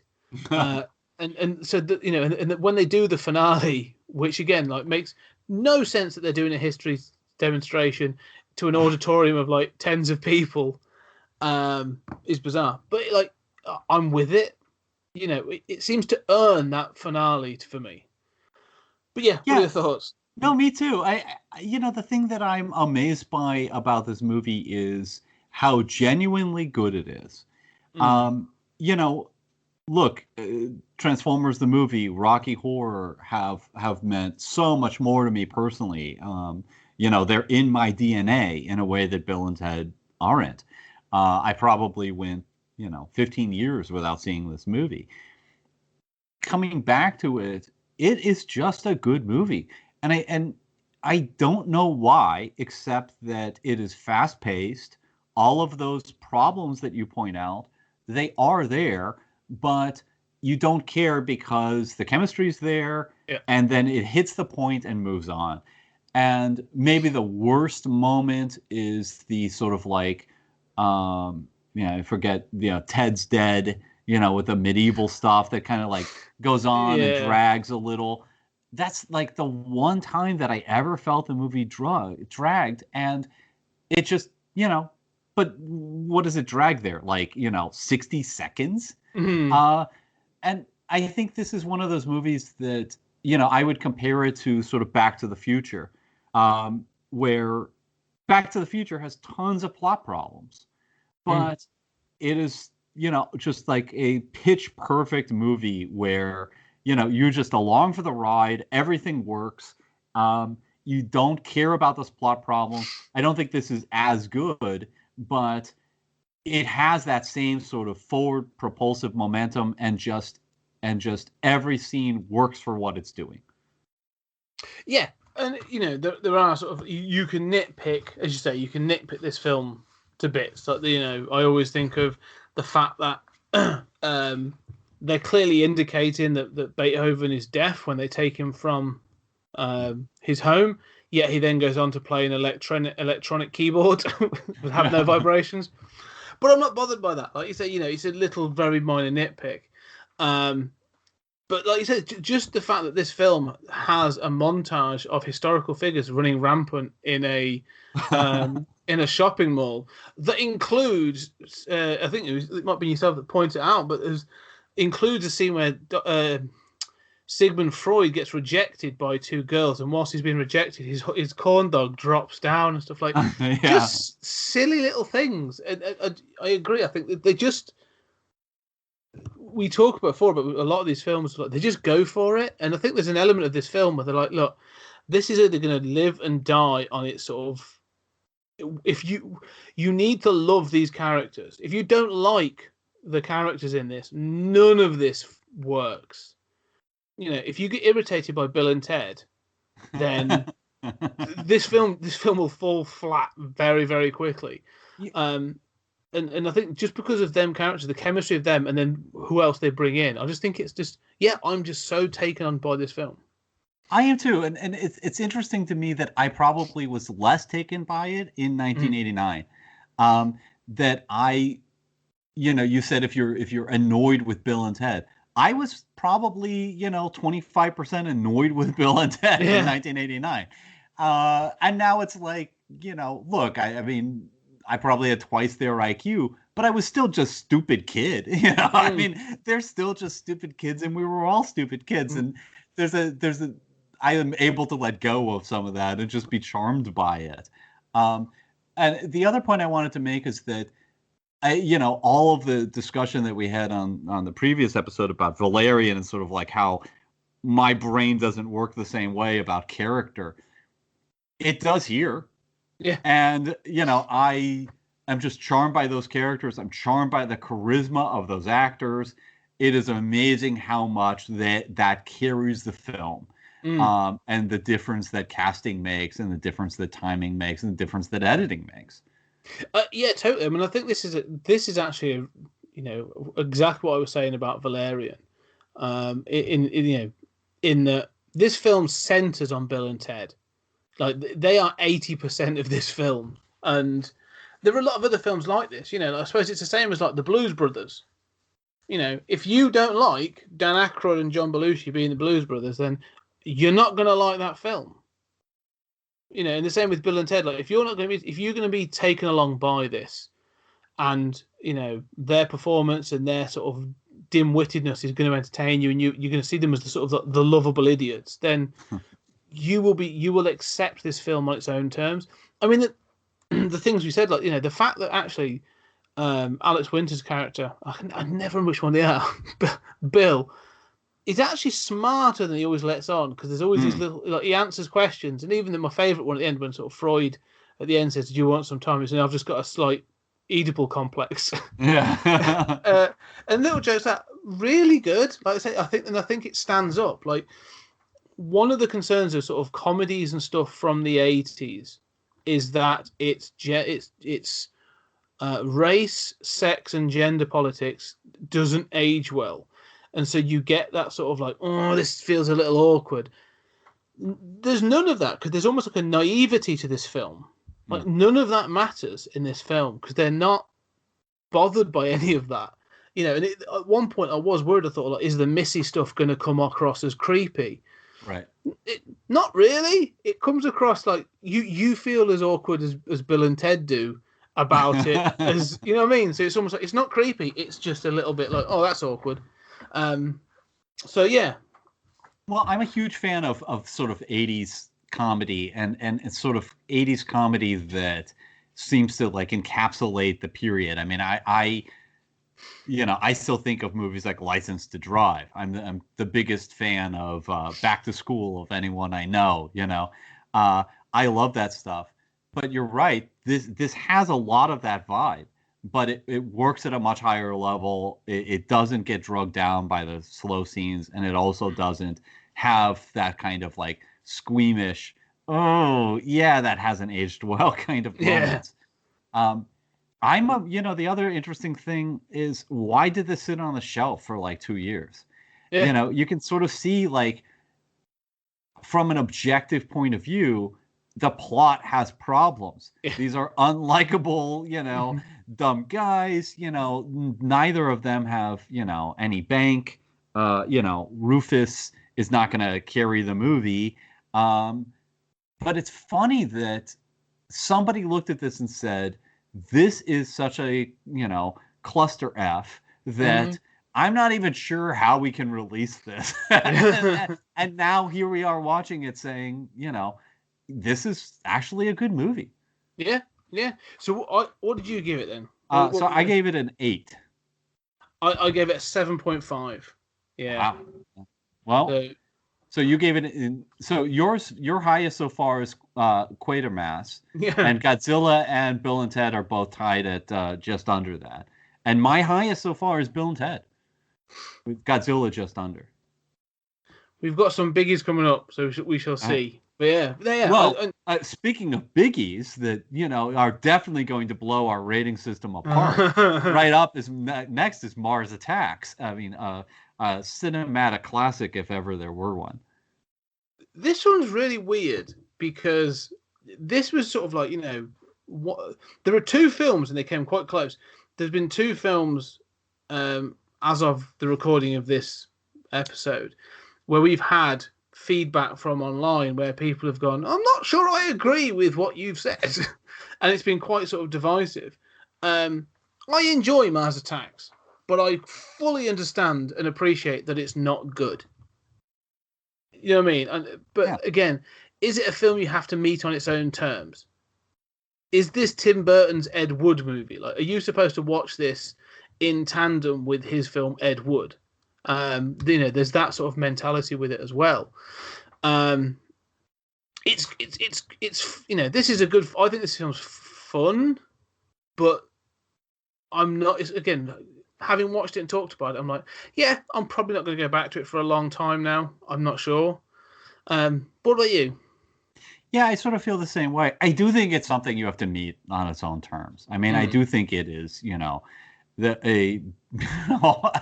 think it's amazing that, what was the pitch for this, right? Like, I mean, it's not like the Topps cards were, still beloved. I mean, they were in certain quarters, but I mean, it's not like kids of 1996 were collecting Mars Attacks cards. What was the pitch for this? It was just Burton. It was just Burton's hot off Batman. But, give me the equivalent of today, $200 million, I mean, a big budget at the time. And I'm going to make a movie that is deliberately bad. I mean, that's so crazy. But I mean, I do love it. I do think that obviously, to even say it has plot problems is itself problematic because it wants to have plot problems. And what I love about it, one of the things that I always loved about it as a writer was just how willing it was to make those mistakes and to, just go off on another direction, which I think in some ways has been with sort of premium TV has been sort of revived. And now that's been done seriously and done well. And so you have shows that just, kill somebody off or kill off the main character or take a hard left turn, at the end of a season or something. Well, the thing is, this is more akin to like a disaster movie, isn't it? Like it's got, here's your cast, and then we're going to work through this cast. Like Tower Inferno or, the Poseidon Adventure. You're going to have this cast and we're going to work through it. And you get their individual stories. But the weirdness of this film is like you say, people just get arbitrarily killed off. You're going to follow this character. Nope. And then we're going to bring in Tom Jones and Danny DeVito character like halfway through. And then all of a sudden, sort of like 2 kids that were sort of shown at the beginning of the film become important for all of like 3 minutes. And then we're going to move off from that. Like you say, it's all done on its own terms. And I kind of like it for that. Because it's so silly and so absurd. And the fact like you say, towards the end, you're like, is that? No, that is Tom Jones. And, this big guy's about to have a boxing match with an alien. All right. Fine. Yeah. There are things that work better than others. I mean, I think the Tom Jones, I think the boxing match stuff, I think those are weaker. I think the stuff that sticks with me, obviously the president, Jack Nicholson stuff. I mean, he steals the show. And I also love the sort of, this got me into the Topps cards. This got me into the Dinosaurs Attack cards. The joy of just rolling a giant ball to knock over, the Easter Island heads. Yeah, I mean, the joy of the Washington Monument, and that was so much of the joy of those cards, and that has stuck with me. And I think the sort of, do whatever, as long as it's fun, audiences will forgive you, and you'll probably be more pleased with yourself that you just made something that you love, and let other people like it or not. I do love that philosophy of this movie. I wish it did more of what you said, and sort of that's the thing. Like, if it really went for it on certain aspects, and like I said, the Easter Island heads, and there's some really good bits in it of that, where it's just sort of like, and now this is happening, and then this is happening, and as you say, Jack Nicholson is great, better as the president than he is of the casino developer. Like, Oh yeah. But then it comes to that ending where the ending, it's that sort of, this is how we defeat them. And it's fine, it does its thing, but there's better ways. I definitely think there's better ways that they could have done it and stuff. So this film works better as a sketch show, and I think as we said in the show, like this, if you were going to do anything like this, it would work better as sort of like animated shorts or something of just going like, Mars Attacks. Here's them attacking a bunch of cows and being chased off by a farmer or whatever. So it does what it does. We say about it being Tim Burton and the period it came out, and it sort of struck me as he had been hot off Batman and he'd done some other stuff, and then he was obviously given Superman Lives, and then that died off. And I almost get the feeling like this was almost, because I have to check if it comes from the same people. I think it does. Was it like, look, we owe him a film, just give him something? And he was like, "Really? All right. We've got this budget left over from Superman Lives. Have that. Go do something with it." Well, I think this and now I think when you look back, I mean, he obviously his first full film was Pee-wee's Big Adventure, which just does gonzo well, and it's just an amazing movie, right? Like, that has no business being a good movie at all, and it's just amazing from start to finish. And he goes into Beetlejuice, and Beetlejuice, again, this is not an established franchise, it's just amazing. They give him Batman. None of his choices on Batman are the choices that that anybody would have made, certainly not that the studio would have made. And I mean, everybody was scared of doing, putting money into a dark version of Batman. And that did even bigger box office. And then he goes off and does Edward Scissorhands. Again, it's got Johnny Depp and Winona Ryder, but, a weird movie, not based on anything. And, a big success commercially, beautiful artistically. Batman Returns, success. And it's like, okay, look, let's throw money at this guy. Like, this guy's track record is just, it's like, there are certain periods where, I'm a huge fan of Hudson Hawk. Oh, I love it. Hudson Hawk would never have been made if it weren't for Bruce Willis having a batting, 1,000 track record. There's no way that movie gets made. There's no way Mars Attacks get made if Burton had anything under batting 1,000. Where you just say, I don't understand it, but it's Burton, so go for it. I can imagine that being a meeting. I didn't understand Edward Scissorhands either, so it must. But that made money. Someone must like it. Go for it. Yeah. Well, that's how League of Extraordinary Gentlemen got made. That's how you just say, well, I didn't understand. That's what's his name who died recently? Sean Connery. Yeah, that's what he said. Like, I took this script because I didn't understand it, and I'd been offered The Matrix, and I didn't understand that either. And clearly I'm missing out on these billion-dollar movies, so I'm just going to take the next script I don't understand. Yeah, he really chose the wrong one there, didn't he, to be honest? Yeah, for sure. So what do you give Mars Attacks? I gave it a 6. Me too. Yeah. We're on the same page.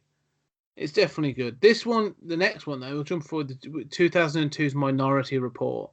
I suspect we'll split more on this. Well, this one has sat with me since we've talked about it, and it went out recently. As of the recording of this episode, and it's caused a bit of controversy. Some people said we were nitpicky. But the guys at Nerds Chatting came back and were like, well, it's more of a Philip K. Dick film because clearly everything that happens after he's arrested is in his head. And I was like, I can see where you're going because it's a Philip K. Dick film, and that's it fits into that Total Recall model and all that sort of stuff. But I was like, my push back was I can't accept that because nothing previous in the film has indicated. Mm-hmm. There's been no exposition to say about what happens when they're in the farm, and that's how it'll work and all this other stuff, or even that there's a potential chance of that. And also, this is Spielberg, and Spielberg doesn't do that. If you read Jurassic Park, spoilers. If you read Jurassic Park the novel, the ending of that, John Hammond and a few others don't make it. But you watch the film, it's a very sort of different ending. Like Spielberg likes a certain model, and I think that's the thing with this film. It's a Philip K. Dick film. I can see the pitch for this. It's Philip K. Dick, Steven Spielberg, Tom Cruise. Yeah, that I would say yes. Even now, I'd still probably say yes. But watching it back now, watching it this time, like I watched this and have just gone, it's a good action adventure film. And it is, it's good fun. There's some good fun bits in this. There's some good scenes, some good action. But watching it critically, I was like, this film doesn't quite work. Yeah. At every step, there's something that just doesn't quite work. And it's, is it that Spielberg was the wrong person to direct this? Probably. Was Cruise the wrong person to be in it? No, I wouldn't say so. It just doesn't. I don't think Dick and Spielberg fit as they should, and that's what I think was the problem. But having said that, what are your thoughts? No, I think that's a very good point. I would tend to agree. I mean, I love Spielberg. I love Philip K. Dick. I don't know that. I mean, I think that this epitomizes for me the problems that Hollywood has had adapting Philip K. Dick. That point about Total Recall, and the sort of like it's all in their head, that works in Total Recall. Total Recall just doesn't even make sense if that's not the case. Yeah. It really telegraphs that. It lets you know that is just not there in Minority Report for me. And I think that what you're saying about Spielberg really epitomizes that problem, that Philip K. Dick novels are essentially unfilmable, at least for a commercial audience. They don't have likable heroes. They don't, and I'm annoyed by Tom Cruise in this movie. I'm annoyed by. I think he does a fine job, but I'm annoyed by how likable he is. I'm annoyed by how much of a sort of like unexpected action hero the scientist is. I think that it's interesting to me that when I saw this, when this came out in 2002, and I'm a huge Spielberg fan, huge, Philip K. Dick fan, I thought this was better than I currently think it is. And I thought this was kind of like in, not necessarily the pantheon, but in sort of like a short list of, maybe 25 best sci-fi movies. And now I think that's crazy. It's okay. It's a fun romp. It's a movie that you have to see. It's had a lot of influence. The sort of, I mean, the whole, precog thing. I mean, pre-crime, the whole pulling, the interface of Tom Cruise, and that's all Spielberg, and that's brilliant. I mean, all of that, even visually, this has had a lot of influence. And yet, I don't think it holds up as well as I would have thought. No, I agree. I think, aesthetically, like you say, the influences of this are all over. Like, you from any other dystopian sci-fi film made after this, all the way through to the Marvel Cinematic Universe. Like, Tony Stark does the same shit now. So, it's there. However, one of the things, again, that I sort of see with this film is Cruise is good. I think Cruise is good in this film, but he's good in this film. Is he good? Is he good as you say, as a Philip K. Dick protagonist? yeah, he's too, he's that square jawed sort of like Hollywood smile. Like, I won't, yes, is he a weird dude in real life? Yeah, no doubt. Like, clearly, not all there. But I love the Mission Impossible films. I love the fact he's willing to put his life on the line to do them. Like, he's clearly nuts. But in this film, like, if you take it as an action adventure, yeah, there's some good bits.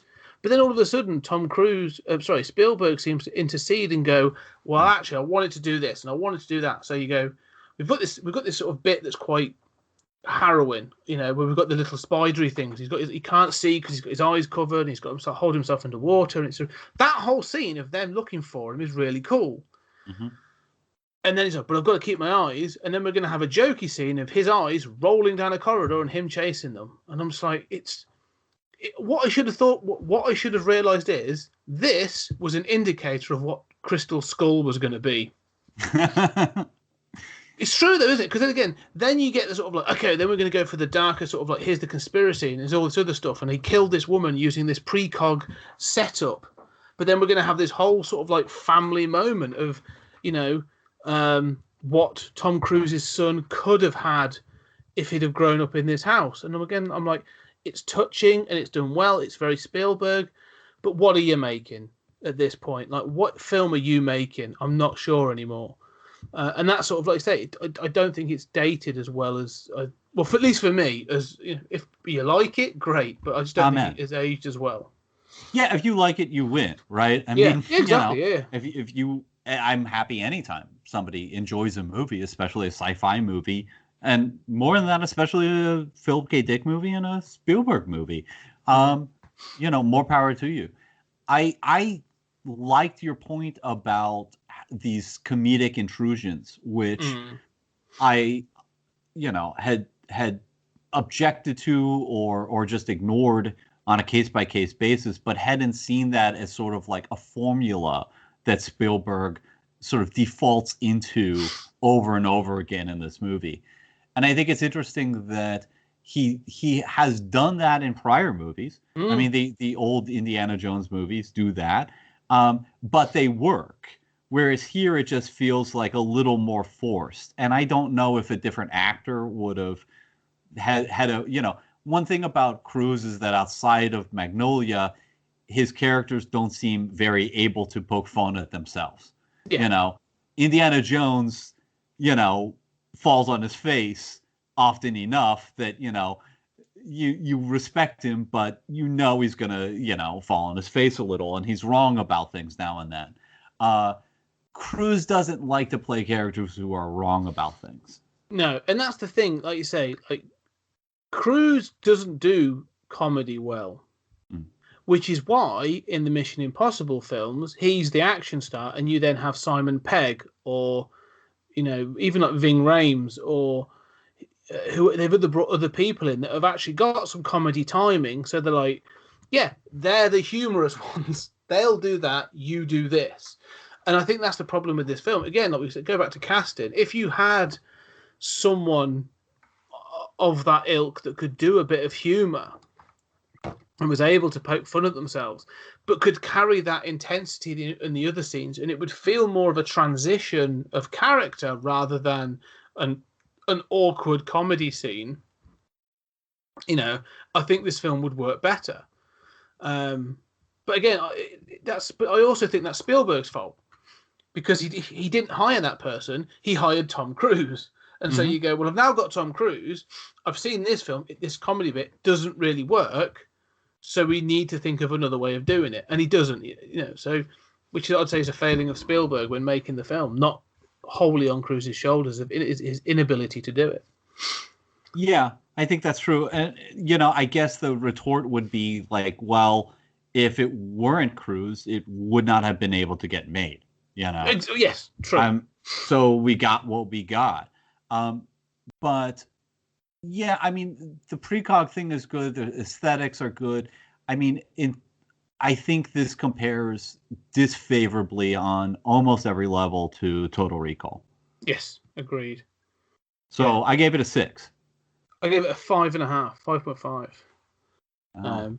Because there is good bits in it. Oh yeah. Anyway, so having ripped Your- into Minority Reports. Yes. A film that made money. I'm now going to try and talk about John Carter, a film that didn't make money. So 2012's John Carter, or John Carter of Mars, or Princess of Mars, or whatever the hell you want to call it. This was obviously one of my adds to the list, and it's a bit of a sort of, it's not in my top 10 or top 20 films out of all time, but it's one of those films I really enjoy, and never really understand why it gets the panning that it did. I think it's a shame that it did, but again, this is one of those films that sort of, I think the film could do with being shorter, but there's so much in this film that I really enjoy, and it's an absolute feast to look at. Most of the cast are really good. It tells a good old-fashioned adventure story. There's not much I can really sort of overall fault with this film. But what were your thoughts? I think this movie is a lot better than people give it credit for. I think that there are sequences that I think are really quite good. I think there are choices and there are other sequences and oddities that aren't good, but that's true of everything on this list. I think that, the number one problem that it has is that, it's not as... I'm going to say two things. I mean, one is that I don't know what you think of when you think back on this, right? Like, what sticks with you? Like, we're talking about Videodrome. There's lots of stuff that sticks with me. I don't remember the plot, right? I mean, the stuff in Mars Attacks that annoys me, I don't remember. I just remember the good stuff. And I'm like, oh, that was charming. John Carter, I mean, I have to strain my memory to kind of imagine him sort of like jumping when he first arrives on Mars. And even that is it's a clever little bit. It's not perfect. I like the sort of like waters and kind of going to that temple thing, but it's not really important. It's just a sort of like visual, but it's not a visual that sticks with me the same way like a videotape going into somebody's stomach does. And I guess the second point that I'd make is that I don't know that, like, it's an unfair comparison, but I mean, if Bill and Ted is like, or Back to the Future or whatever is sort of like, I am with these characters, I am immersed in this movie. Godzilla probably doesn't get there. I mean, you're amazed at what you're seeing, but you don't feel necessarily immersed in that movie. I mean, Barbarella, Rocky Horror, Videodrome, Transformers, Bill and Ted, all of those, I am just immersed in that movie. I can't wait to see what's going to happen next. I'm amazed by what I'm seeing, and it has taken me along for the ride. John Carter, I feel like, yeah, this is good. This is fine. It's like the opposite of the cartoon of the guy with the flames behind him going, this is fine. I mean, it's not a flame. It's just like, this is fine. This is a lot more solid than people expected. And I wonder if he will do X or Y. But I'm just not on a roller coaster in the same way. I don't know what your thoughts are about those. No, you're right. And, we've picked on plot and stuff in the past, and I agree. The plot on this is so overly complex and unnecessarily so. Like, you could remove a layer of the plot, remove Mark Strong and that whole element from this plot, and there are ways of doing it. And this film becomes about 20 minutes shorter and would be a hell of a lot stronger. Make it more linear, make it more straightforward. But I don't know. There's just something about this film that I enjoy. That sort of like, it's just that, it's that pulpiness that sort of, like you say, I know the plot, and I've taken pains to try and understand the plot, but I can also sit back and, like you say, and I just like that it is a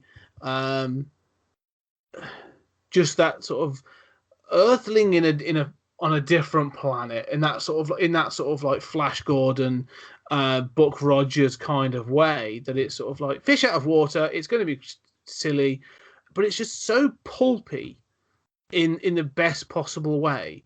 I mean, there is nothing. This film doesn't deserve the budget it gets. It doesn't deserve the and I completely understand that. This film's like a Domino's pizza. In that, like, it's probably bigger than it should be. It's a bit greasy and doesn't, you don't really need everything that's on it. But you know what? I'm gonna bloody enjoy it all. And that's it. That's all it is. Like I say, it is kind of forgettable. I acknowledge that. But there are still scenes that sort of stick with me. Like you said, the jump in at the beginning. For some reason I'm just kind of taken with Willem Dafoe as Tars Tarkin, and I like, there's a scene where John Carter jumps into the middle of that brawl and he's just stood there like swirling the swords around and fighting off all the other sort of the aliens, and then there's bits and pieces in it that just work for me in that moment. As a whole, is it a great film? No. Like, this film, no one's going to ever revisit this and say it's a masterpiece. It may become a cult classic. Like, it may get discovered in like 5-10 years, or even with Disney Plus, people might come across it and go, "Oh, do you remember that John Carter? That was pretty good. That was." It's sort of, it's clear it's trying to tap into what was coming with, the Marvel Cinematic Universe and all that kind of stuff. It wanted to be, or Disney wanted it to be that. And when it didn't work, they went, "Let's go buy up something that already has, that already works." And they bought Star Wars. It's clear that's what they were going for. I just think they tried to run before they could walk in this case. And I just find it an enjoyable flop. It's an enjoyable failure. Yeah. I mean, I think you find it more enjoyable than I do, but I do agree that it is underrated, and I do think that time will improve that rating. And I do think that, so much of what you like about it is, again and again, what I'm hearing is they need to adapt this. And I love, it is a pulpy story. I love I'm a fan of planetary romance. I love that they're doing this, and I think that there is a better version of John Carter that you deserve and that the material deserves. This is what we have. It's not as bad as people think, but if anything, if more people see it and more people are aware of the fact that this is a property that deserves attention and deserves a version that is maybe, more unapologetically pulpy, and embraces those things just a little more, then I'll be happy. So you could do this on TV. You could follow up some of the stuff that's come recently and do a real, really pulpy, go for it kind of thing, and people would probably just really eat it up now. Sure. But yeah, what did you give it then? I gave it a 5. Oh, okay. Yeah, that's fair. That's fair. I mean, I gave it a 6.5. Okay. I sort of oscillated between like a 5 and a 5.5. I thought, I can't give it a 6. I don't think it's as good as Minority Report. But you gave it one higher than Minority Report. Yeah, something bothers me about Minority Report now. I think because I've sort of like, I may have to go back and watch it at some point, but something tells me I want to go back and watch Total Recall more. Mm-hmm. You know what I mean? It's that thing where could I watch Minority Report? Yeah, I could, but I could also watch I could also go back and watch Total Recall, which is a better film. Totally agreed. Okay, another one where what you've just said about adaptation and deserving a wider audience is definitely true of this next film. Again, like, this was one of my picks, but I think we both hold this in quite high regard. Is 2012's Dread, and obviously I'm working on the Dread book at the moment. The essays are all coming together, so I'm immersed in the Dreadverse at the moment. But this film has got issues, in parts, but it's so good. That's all I'm going to say. So the problem with this movie is, again, it's sort of like, what do you take away from it? Like, it is so well done. It is well casted. I mean, when have I ever reviewed a movie here where I've said I basically have like 3 gripes, and they're pretty minor, you know, and I acknowledge they're pretty minor. There's not a lot to improve here, and yet it not only was it not a hit, but it's like, what do you take away from this movie? What is this about? And I think it's a brilliant depiction of sort of, you know, Anderson's first day on the job. Obviously, the sort of like slow-mo sequences, you know, you pointed out they used them in the trailer. People are, you know, I remember, you know, the villain's death. That was the number one thing that I took away from remembering. I remember the tower and the block and the, you know, middle sequence with the sort of Gatling gun demolishing. But, you know, there's a lot that I don't remember. I remember the general plot, but I don't, you know, there's not a lot of scenes. So, I mean, I feel like there's almost nothing to improve here. And I think, as you said, the thing that stuck with me about doing that as an episode was you saying, I don't know anyone who's seen this who doesn't like it. And I think that is dead on. Everybody who sees this enjoys it. There's almost nothing to be improved. We've got a few quibbles, maybe one major one and a couple small ones, you know, or 2 major ones and 1 small one. But that's pretty great. And yet, you know, I mean, it's just not...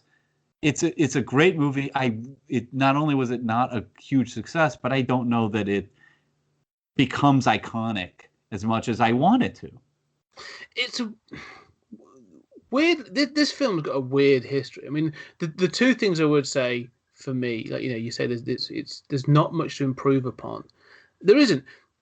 If I was to take this film as a pilot episode for a franchise, it's exactly what it should have been.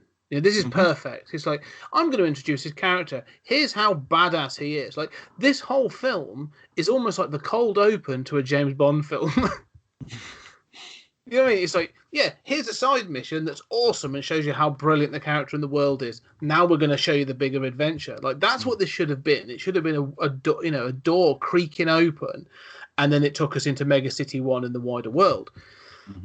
I think that, you know, there was a marketing problem. I think the problem was, again, it came out at a time when I think they were looking at more positive hero and superhero models. So to have a character come out and go, here's your hero. What is he? He's a fascist police state cop. What does he do? He kills people. And you're like, oh, right. Is it RoboCop? No, because this isn't funny. And you're sort of like... So I think there was some issues, you know, like I don't think they knew how to market it. I didn't know what, and people, when it first came out, didn't know how to take it. Anyone who likes Dredd loves this film. There was a real push for when this film came out, and I think it was even 5 years later. I've got 2 copies of this film because I got it when it first came out, and then there was a thing of, like, I think it was several years after. When was it? No, the 40th anniversary of, so it was 2017. So the 40th anniversary of 2000 AD. Everyone out this went back to the top of Amazon's purchase chart because every sod went out and bought it again. That's why I had 2 copies. And so, you know, there is a passionate subculture, subgroup that really enjoys this film, but it needs more. Like, it deserved more. And the fact that, like, Carl Urban has even said repeatedly, like, yeah, I know, he's like, without a shadow of doubt, I'd put the helmet back on. You know, I wouldn't. There's no quibbles about that. And even the director's like, no, I'd go back. Alex Garland has even said, like, yeah, I'd go back and do it. So, you know, the opportunities are there. It's just for some reason, Dredd, and having done the book and work at the moment, like, you can see Dredd doesn't translate to wider audiences. Because at this point in time, especially now, like, if you were to release Dredd now, I think they'd be like, oh, tone deaf, not sure how to process that.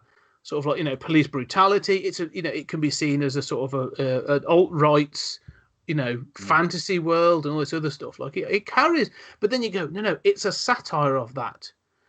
And maybe they need to crank up that satire. And I think that was one of the things we said, that this needs to be closer to RoboCop You know what I mean? Because RoboCop clearly took a lot from, and it admits it. Even the guy who wrote RoboCop admits it.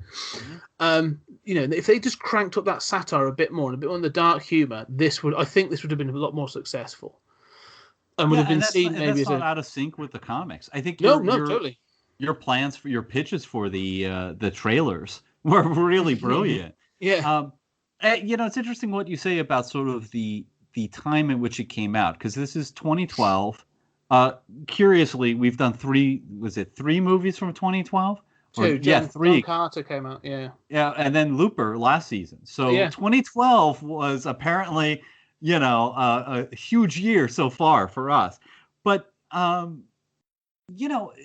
this came out. A big thing was after those Marvel movies had come out.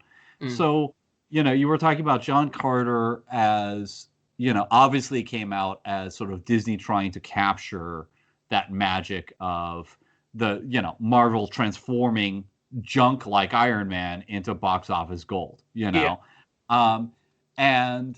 the Avengers. Nobody wanted the Avengers, That was 2012 as well. Right. So at this point, you've had like the Fantastic Four, all the stuff that inspired Marvel to take a shot at that. The early Marvel stuff has come out. It's been successful enough that they've given the big budget to, the first phase plan, and Avengers, is coming. So we're in the middle of this sort of like huge upswing into kind of a return to dumb positive optimism. Like those are dumb characters. Those are dumb movies, I hate to say. I like them a lot, some of them, but they're not about things. They're not trying to be about things. They're, popcorn. And, the likable American, white guy punching some aliens and, blowing some shit up. And, it's a sort of like almost Reagan-like, we're not going to apologize for fun action movies anymore, And Dread did seem very dark. And, there was this even in comics at the time, this full-on like repudiation of revisionism, this full-on, equivocation between anything that was serious and just darkness for darkness sake. And there was this real hostility toward anything that was perceived as dark. And I think it came out at the wrong time. And I think you're right that today you'd have to have more overt fascism, right? You'd have to be more aware of what you're doing in the context of Black Lives Matter. But there's more room now for dark stuff again, in a way that I just don't think there was at the cinema in 2012. No, I agree. Weirdly, and you've just said there was, I think is it called the Sekhmet theory? Grant Morrison's chatted on about it before. Like, there's an 11-year cycle of positive and negative. And I was thinking, like, if this had come out 10 years earlier, like, it wouldn't have happened because you had the Judge Dredd, the Stallone pile that come out in '95. But if this had come out 10 years earlier, if this had come out in 2002, that would have been perfect. You'd have had, like, you were having, like, The Matrix, you had, it was a bit, the new millennium and all this other stuff. Like, this film would have done really well in 2002. It would probably do well now. Say if it came out now and it was done, like, you racketed up the satire and some other bits, like, you would probably do it. It would work. It just came out at the wrong time. I just think it's a real shame because I'm hoping against hope. I mean, I forget who owns the distribution for this, but like, this is the kind of film that, forget the 3D. The 3D was a gimmick and it's an absolute bleeding waste of time. It was there for the cinema. They did it on the Blu-ray, but it's no one has a 3D TV anymore. But, and if you still have, well done, because everyone has been theirs. But forget that gimmick. Stick with what it does. And I would like someone like Arrow or Scream Factory or one of those to go, do you know what? Here's a fully loaded version of this film. Like, we're going to give you the film, all these special features. We're probably going to double it up with Future Shocks, the 2000 AD documentary. Get it out there. And you'd get all these people that collect these boutique DVD, Blu-rays and all this physical media. It would probably do better business now through one of those than it did in its original distribution. So I'd love to see that. So Arrow, if you're listening, I'm all game for that. Yeah, Scott, you are a man of good ideas. I would say, I kept thinking as far as like the timing goes of Batman Begins. Because, the fear when Batman Begins came out, and that's 2005, was that it was too close to Batman and Robin. It was too close to the campy stuff. Will people accept it? And it's even darker again than, Burton. There was room at the theater for that. It didn't do, Gonzo, but it did well enough that you could do, a sequel. If Dredd had come out in that period, from 2005 to, Dark Knight, which is, I guess, 2008 or so. Yeah.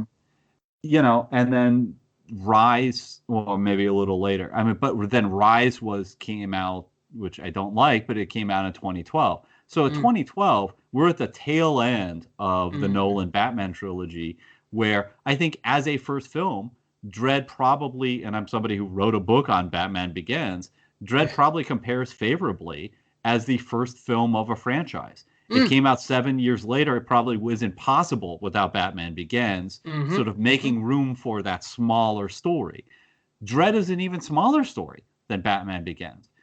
And I think that as a post-Batman Begins, launching of another franchise comic character, it would have worked brilliantly in 2008. In that period. By 2012, it was just maybe 3 years too late. I mean, it's amazing how close this could have been to, because you're right. Everybody loves this movie. Everybody enjoys this. Maybe it'll get a second life. I do think this will become one of those films that people will go back and go, I'm trying to think of examples, but like Blade Runner sort of thing. Blade Runner is one of those films that like flopped, and for a big part of the 80s, everyone was like, oh, that film, I know some people like it, but it's grown in prestige over the years to the extent that you get 2049 coming out, 30 years later. So maybe we shall see. But I definitely think it needs a loaded version at some point. And people will be watching this. If nothing else, this is one of the best comics adaptations ever made. Yes. And people will be watching this in 20, 30 years, no problem. So what did you rate Dredd? 8.5. Wow. I gave it an 8. Yeah. It stands up. It's one of those films I will watch. I will always go back to this film. I love this film. Okay. Other end of the spectrum. So we're ready for the film that's going to reset the entire margin that we've made. Yeah. A perfect 10. Valerian and the City of a Thousand Planets. Well, we just recorded the episode for this, but I think we were divided a little. We were, and I watched something I was going through our list for the next season, and we'll get to it. And there's a film in that list which, I think we'll come into sort of like, it comes into that sort of like, not as much gonzo, but the weirdness factor and this other stuff that you sort of tapped into with this film. Like, this film does these things because, and one of the things that this film does, that Valerian does, that this other film does, and I'll mention it, is you sort of come into the characters fully formed. Like, Valerian in the City of a Thousand Planets is almost like it's almost like the second or third film in a series. And the film I'm thinking about is Buckaroo Banzai. So I'm not going to spoil anything in that, because I do love that film. But it's against the same thing. So I thought, and again, I got to thinking, okay, so am I meeting this film on the right terms? Am I coming in too harsh? So I went back and I watched the trailer. And again, I watched just some little bits and segments of it. And I flicked through it and I thought, okay, no, I'm not. And it still comes down to the same problem I had before. Dane DeHaan and Cara Delevingne are good actors, and they are good at what they do, and I've seen them in other things where they're fine. They are just so wrong for this that it sort of sets the whole film off on this weird kilter that I cannot jive with at all. But there are still moments in this film. The first 15 minutes of this film are awesome. Yeah. And I will not dispute that. I agree. But then it goes off on this weird thing that I'm just like, doesn't make any sense to me. Yeah. I mean, I keep coming back to, like, I love that you did that sort of reevaluation, right? Like, am I meeting this on its own terms? I think you're right. I think you are being fair to this. And I think that everything you pointed out is there. Certainly the casting problems are there. I mean, structurally, this movie has problems. Mm. Just structurally, in terms of its worldview, there's tons of stuff that is just, inconsistent. You're irradiating stuff to help it. I mean, Yeah. that whole action, sequence at the beginning is both awesome and incredible in the desert, and also nonsensical. And it does remind me of, sort of like a, Star Wars on acid, Mhm. a French guy making Star Wars on acid, where it's like, you're just coming at it a little askew to begin with, and then you're taking acid. Yeah. And I mean, I love it, but I love it as a flawed train wreck, but a train wreck that is filled with stuff that blows my mind and is so sometimes ill-conceived. I mean, the jellyfish going on the head. It's like, who who who gave him money to do this? Who thought that was going to be a good idea?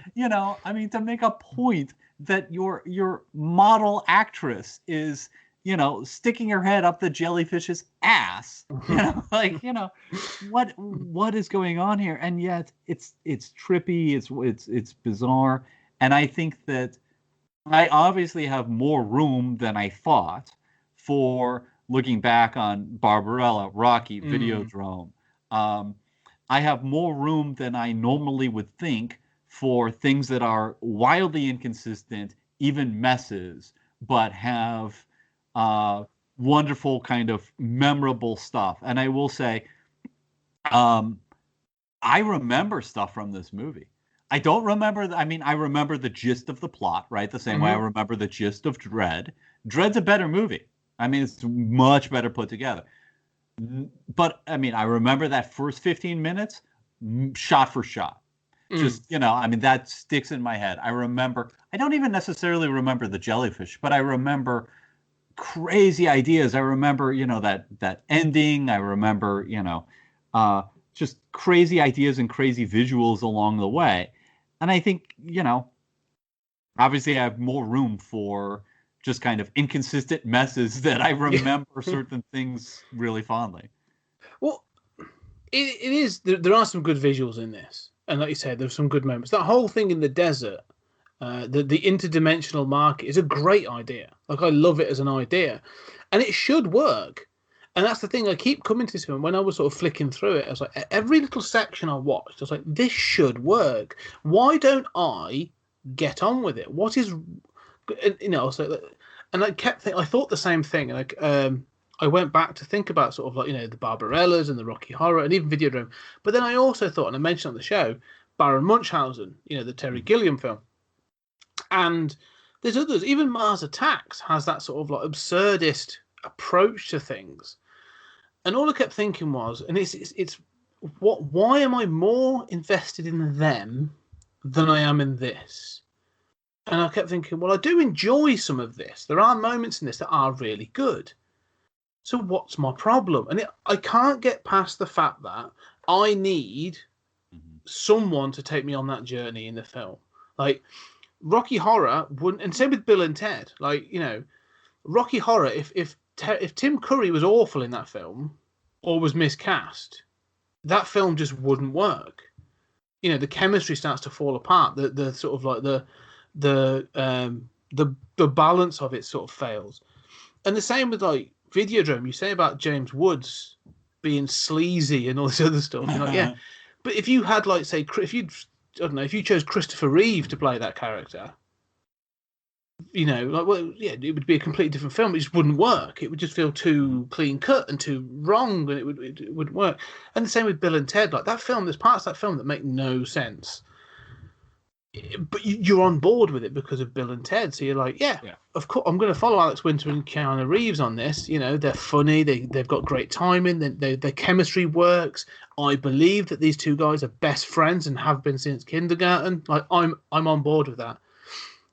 the moment this film loses me is right at the beginning. You get the whole section with the building of Alpha, and then you get the bit on the planet, and then you introduced to Valerian, right? And his awkward flirting with what's her name, Cara Delevingne's character, and at that moment I'm just like, nope, I'm done, I'm out. This doesn't work for me. They've got no chemistry. They're wooden. I can't believe that he's an intergalactic sort of like adventurer playboy. Like what, as you said, why isn't this Han Solo? Why isn't this Captain Kirk? Mm-hmm. Why is it Dane DeHaan? Like, and that's what look, I mean, I will freely admit it's a bad sign when I said the same thing. Like the quality of this movie takes a nosedive when you introduce the main characters. That is a bad sign for a movie, right? You know, if you started with the best sequence and you're like, okay, now I guess we have to get around to introducing Bill and Ted, and the audience just goes, "Oh, groan! I guess we're dealing with those guys." Bad sign for a movie. There's no doubt, and that stuff is terrible. I was going to ask you though, what do you think about? What is your feeling about like Terrence Malick movies? They're not ones I go often to. I have to admit, I've probably watched a couple. Give me some examples, just so I'm. Well, like Tree of Life was, or the Thin Blue Line, or the Thin Red Line. Thin Red Line, yeah, I like Thin Red Line. And again, Tree of Life was an interesting one. But Thin Red Line, I remember sitting through that and being quite taken with it. I kind of like war films and their own sort of thing, but again, like you look at the cast of that film. It's a really solid cast, for the most part, and that's what's important to me. Really, is like I can be taken along on a film if I'm willing to be brought into the charisma and the character and again, I think this film would work. I think this film should work, and this film should be good if forget Dane DeHaan and Cara Delevingne, dream casting, right? If I put someone in, let's just say, for want of a better top to head, and don't shoot me for it, but so you say you put in Chris Hemsworth and so I look around for a female actress. I don't know who I think. What's her name? Who was in the X-Men films? She played Mystique, and she was in all the sort of Hunger Games films. Yeah, she was in like American Hustle. Yeah, she's a quality actress and could play a strong, confident woman and has enough about her to be able to do a bit of humour.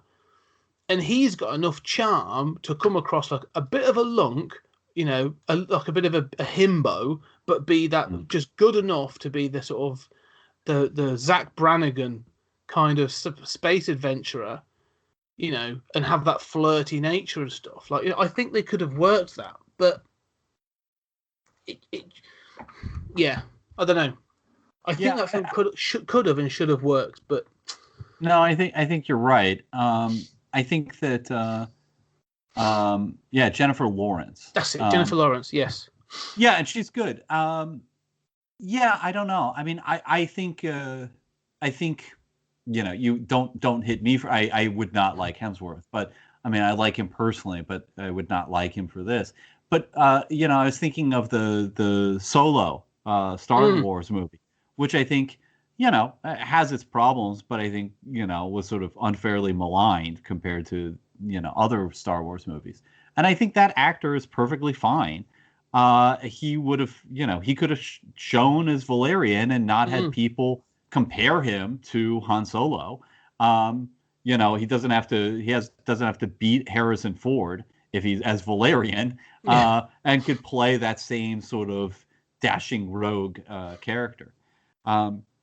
But yeah, I mean, there's no doubt that the casting is wrong. I just brought up Terrence Malick because, while this is not, I mean, Terrence Malick movies are infuriating, but I always go back to them, and I always think of them, and I tolerate much better. They stay with me, and I tolerate much better.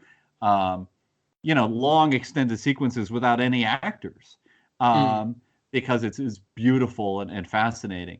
Now, it's unfair to compare this to Malick because the acting and the dialogue is, I mean, there are just sequences that are just grating, groan-worthy.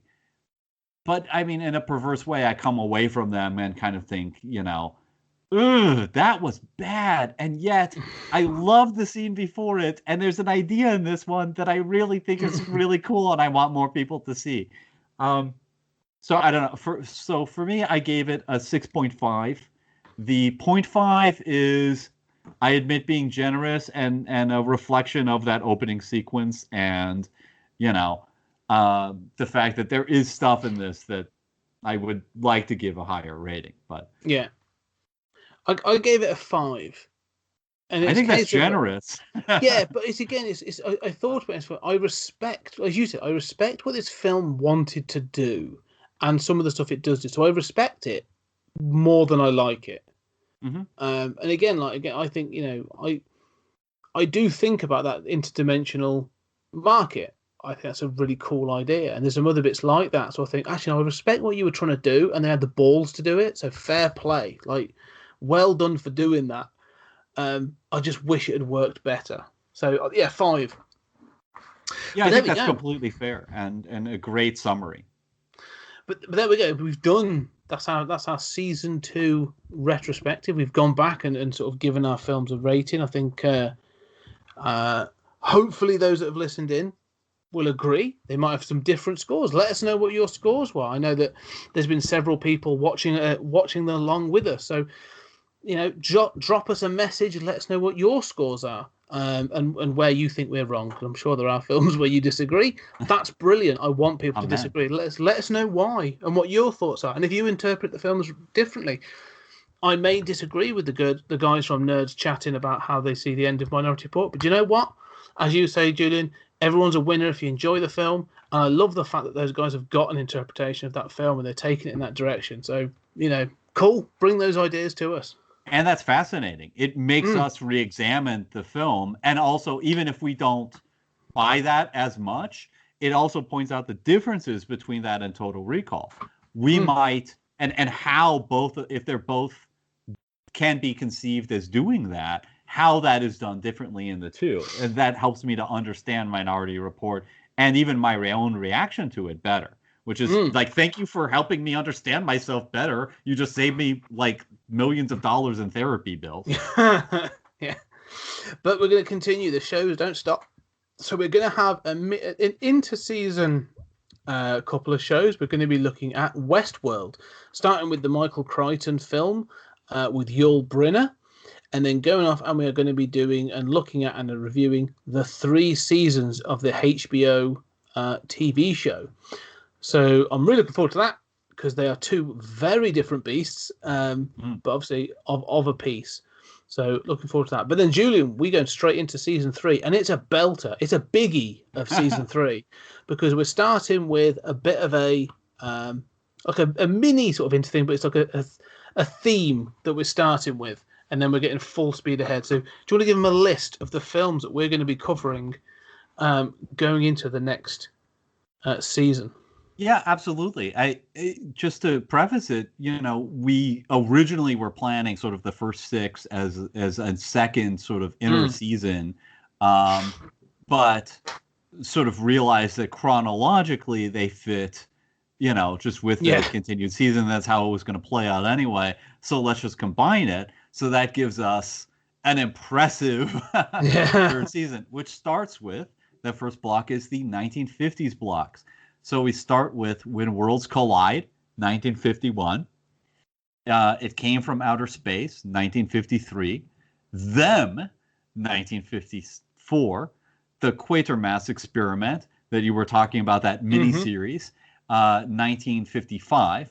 Earth versus the Flying Saucers, 1956. And I believe it's a Hammer film, The Tingler. It's a William Castle film, The Tingler. Yeah, Vincent Price. So I'm getting Vincent Price in there already. So I'm quite pleased with that. Looking forward to that one. Yeah, looking forward to doing some of the 50s stuff there because there's so much to unpack from some of those films. And both of us are big. I think we're big fans of 50s films, Mm. and of B movies, and we're more tolerant of them than some people are. And I just think it's going to be so much fun to watch these, and in many times watch them for the first time. Yeah, just so you know, Quentin Tarantino considers the 50s to be the worst decade in movies for the 20th century. And I've got to say, he's so wrong. Well, certainly about science fiction. Mm. But it is amazing to me how the 50s sci-fi gets such a bad rap. But it has that sort of like pulpy embrace of just going for it that I think is just wonderful. And the thing that I always say, it's fascinating when we talk about people liking different genres and having different genres that sort of resonate with them. Mm. Mine is always sci-fi, and the worst science fiction movie, I still leave and I'm like, yeah, I know that wasn't a good movie, but giant ants, dude, like that's so awesome. I love it. Yeah. Not only giant ants, Clint Eastwood's first on-screen appearance. So Well, I'm looking forward to it. milestone. So where are we after that then? So starting the post 1950s portion, we have 12 more.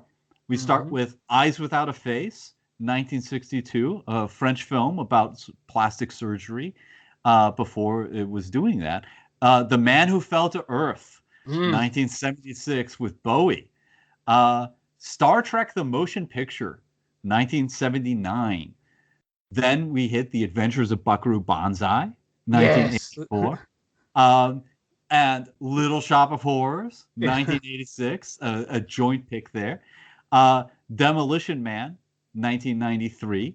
Strange Days, 1995, underappreciated. And then, since we have 3 from 2016 in the previous seasons, curiously, we have 3 from 1997 just in season 3. We start with Event Horizon, move into Gattaca, and end with the Spanish film Open Your Eyes. Which is is that a remake or a redo of Eyes Without a Face? No, it's not related to Eyes Without a Face. It's Amenabar, who's probably my favorite Spanish director. It was original to him, and it was remade as the next film, which is Vanilla Sky 2001, which is a remake with, again, Tom Cruise of this Spanish original. So I thought it would be awesome to juxtapose them and go right from one to the next and sort of, see what we liked and what we didn't. And then we close the season with The Fountain from 2006. So quite an ambitious list. Yeah. Eyes Without a Face I understand was a remake with Antonio Banderas. I believe so. I might be wrong, but I know he did a film about that. So I haven't seen either.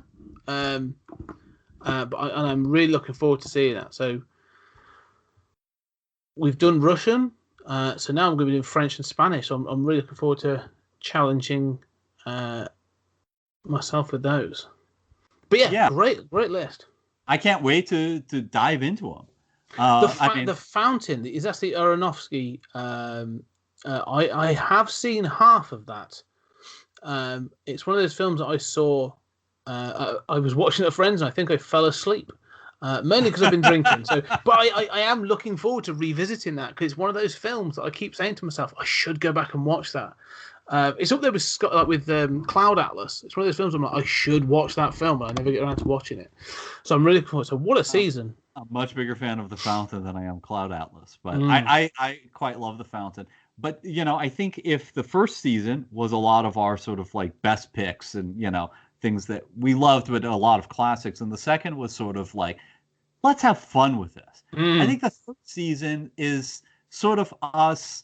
There are some things like that, but sort of us reevaluating stuff and looking at some stuff that we haven't even seen that we want to, see again fully. I mean, I haven't seen, half of this 50 stuff and several things in the later list. So, I mean, that's amazing. And if half of them are as good as Godzilla and Quatermass, I'll be super happy. Oh, you know you're gonna love Demolition Man. So, and that was a Twitter. That was a Twitter pic. Weirdly, I put out. What did I put out? I put out. What was it? Fifth Element, Total Recall, and Demolition Man. Because I know I had a single pick left, so I put it out to Twitter, and Demolition won by a mile. So the first time Sylvester Stallone, probably the last time Sylvester Stallone will be appearing on this show. But we'll get to the original Judge Dredd eventually. Oh, in many, many, many years, yes. But yes, no, I can't wait. Some great films on there, going everything from, like you say, from French cinema to Buckaroo Banzai and everything in between. So, and I've never seen Buckaroo Banzai. I mean, that has been on my must-watch list forever.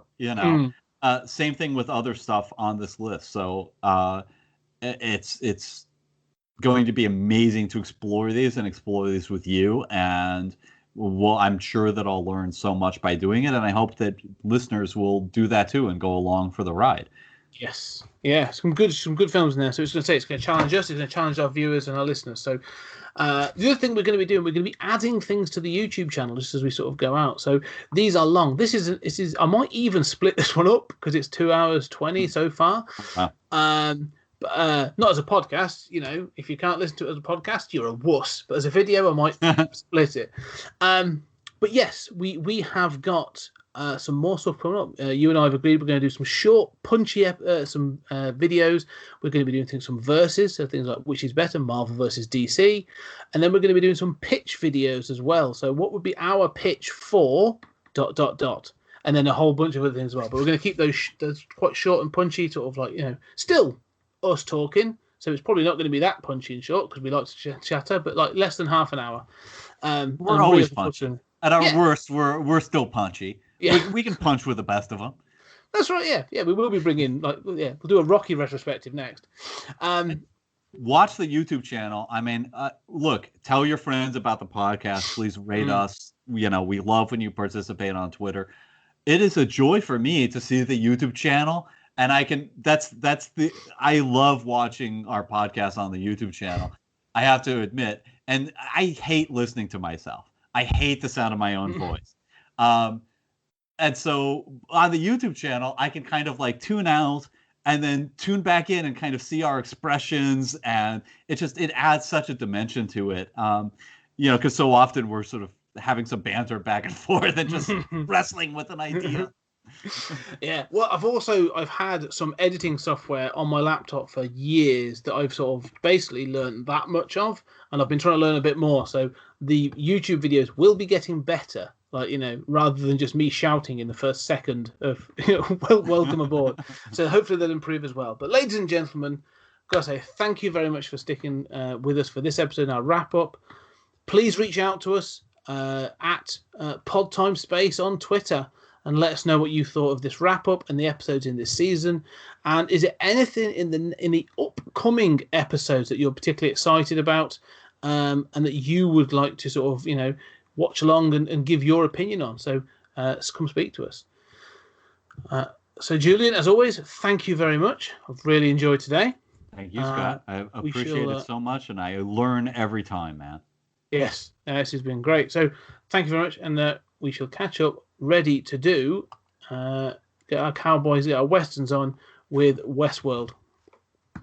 Okay, guys, we'll see you later.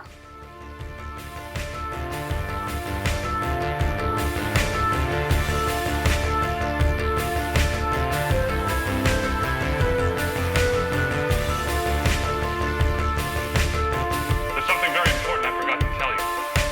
What? Don't cross the streams.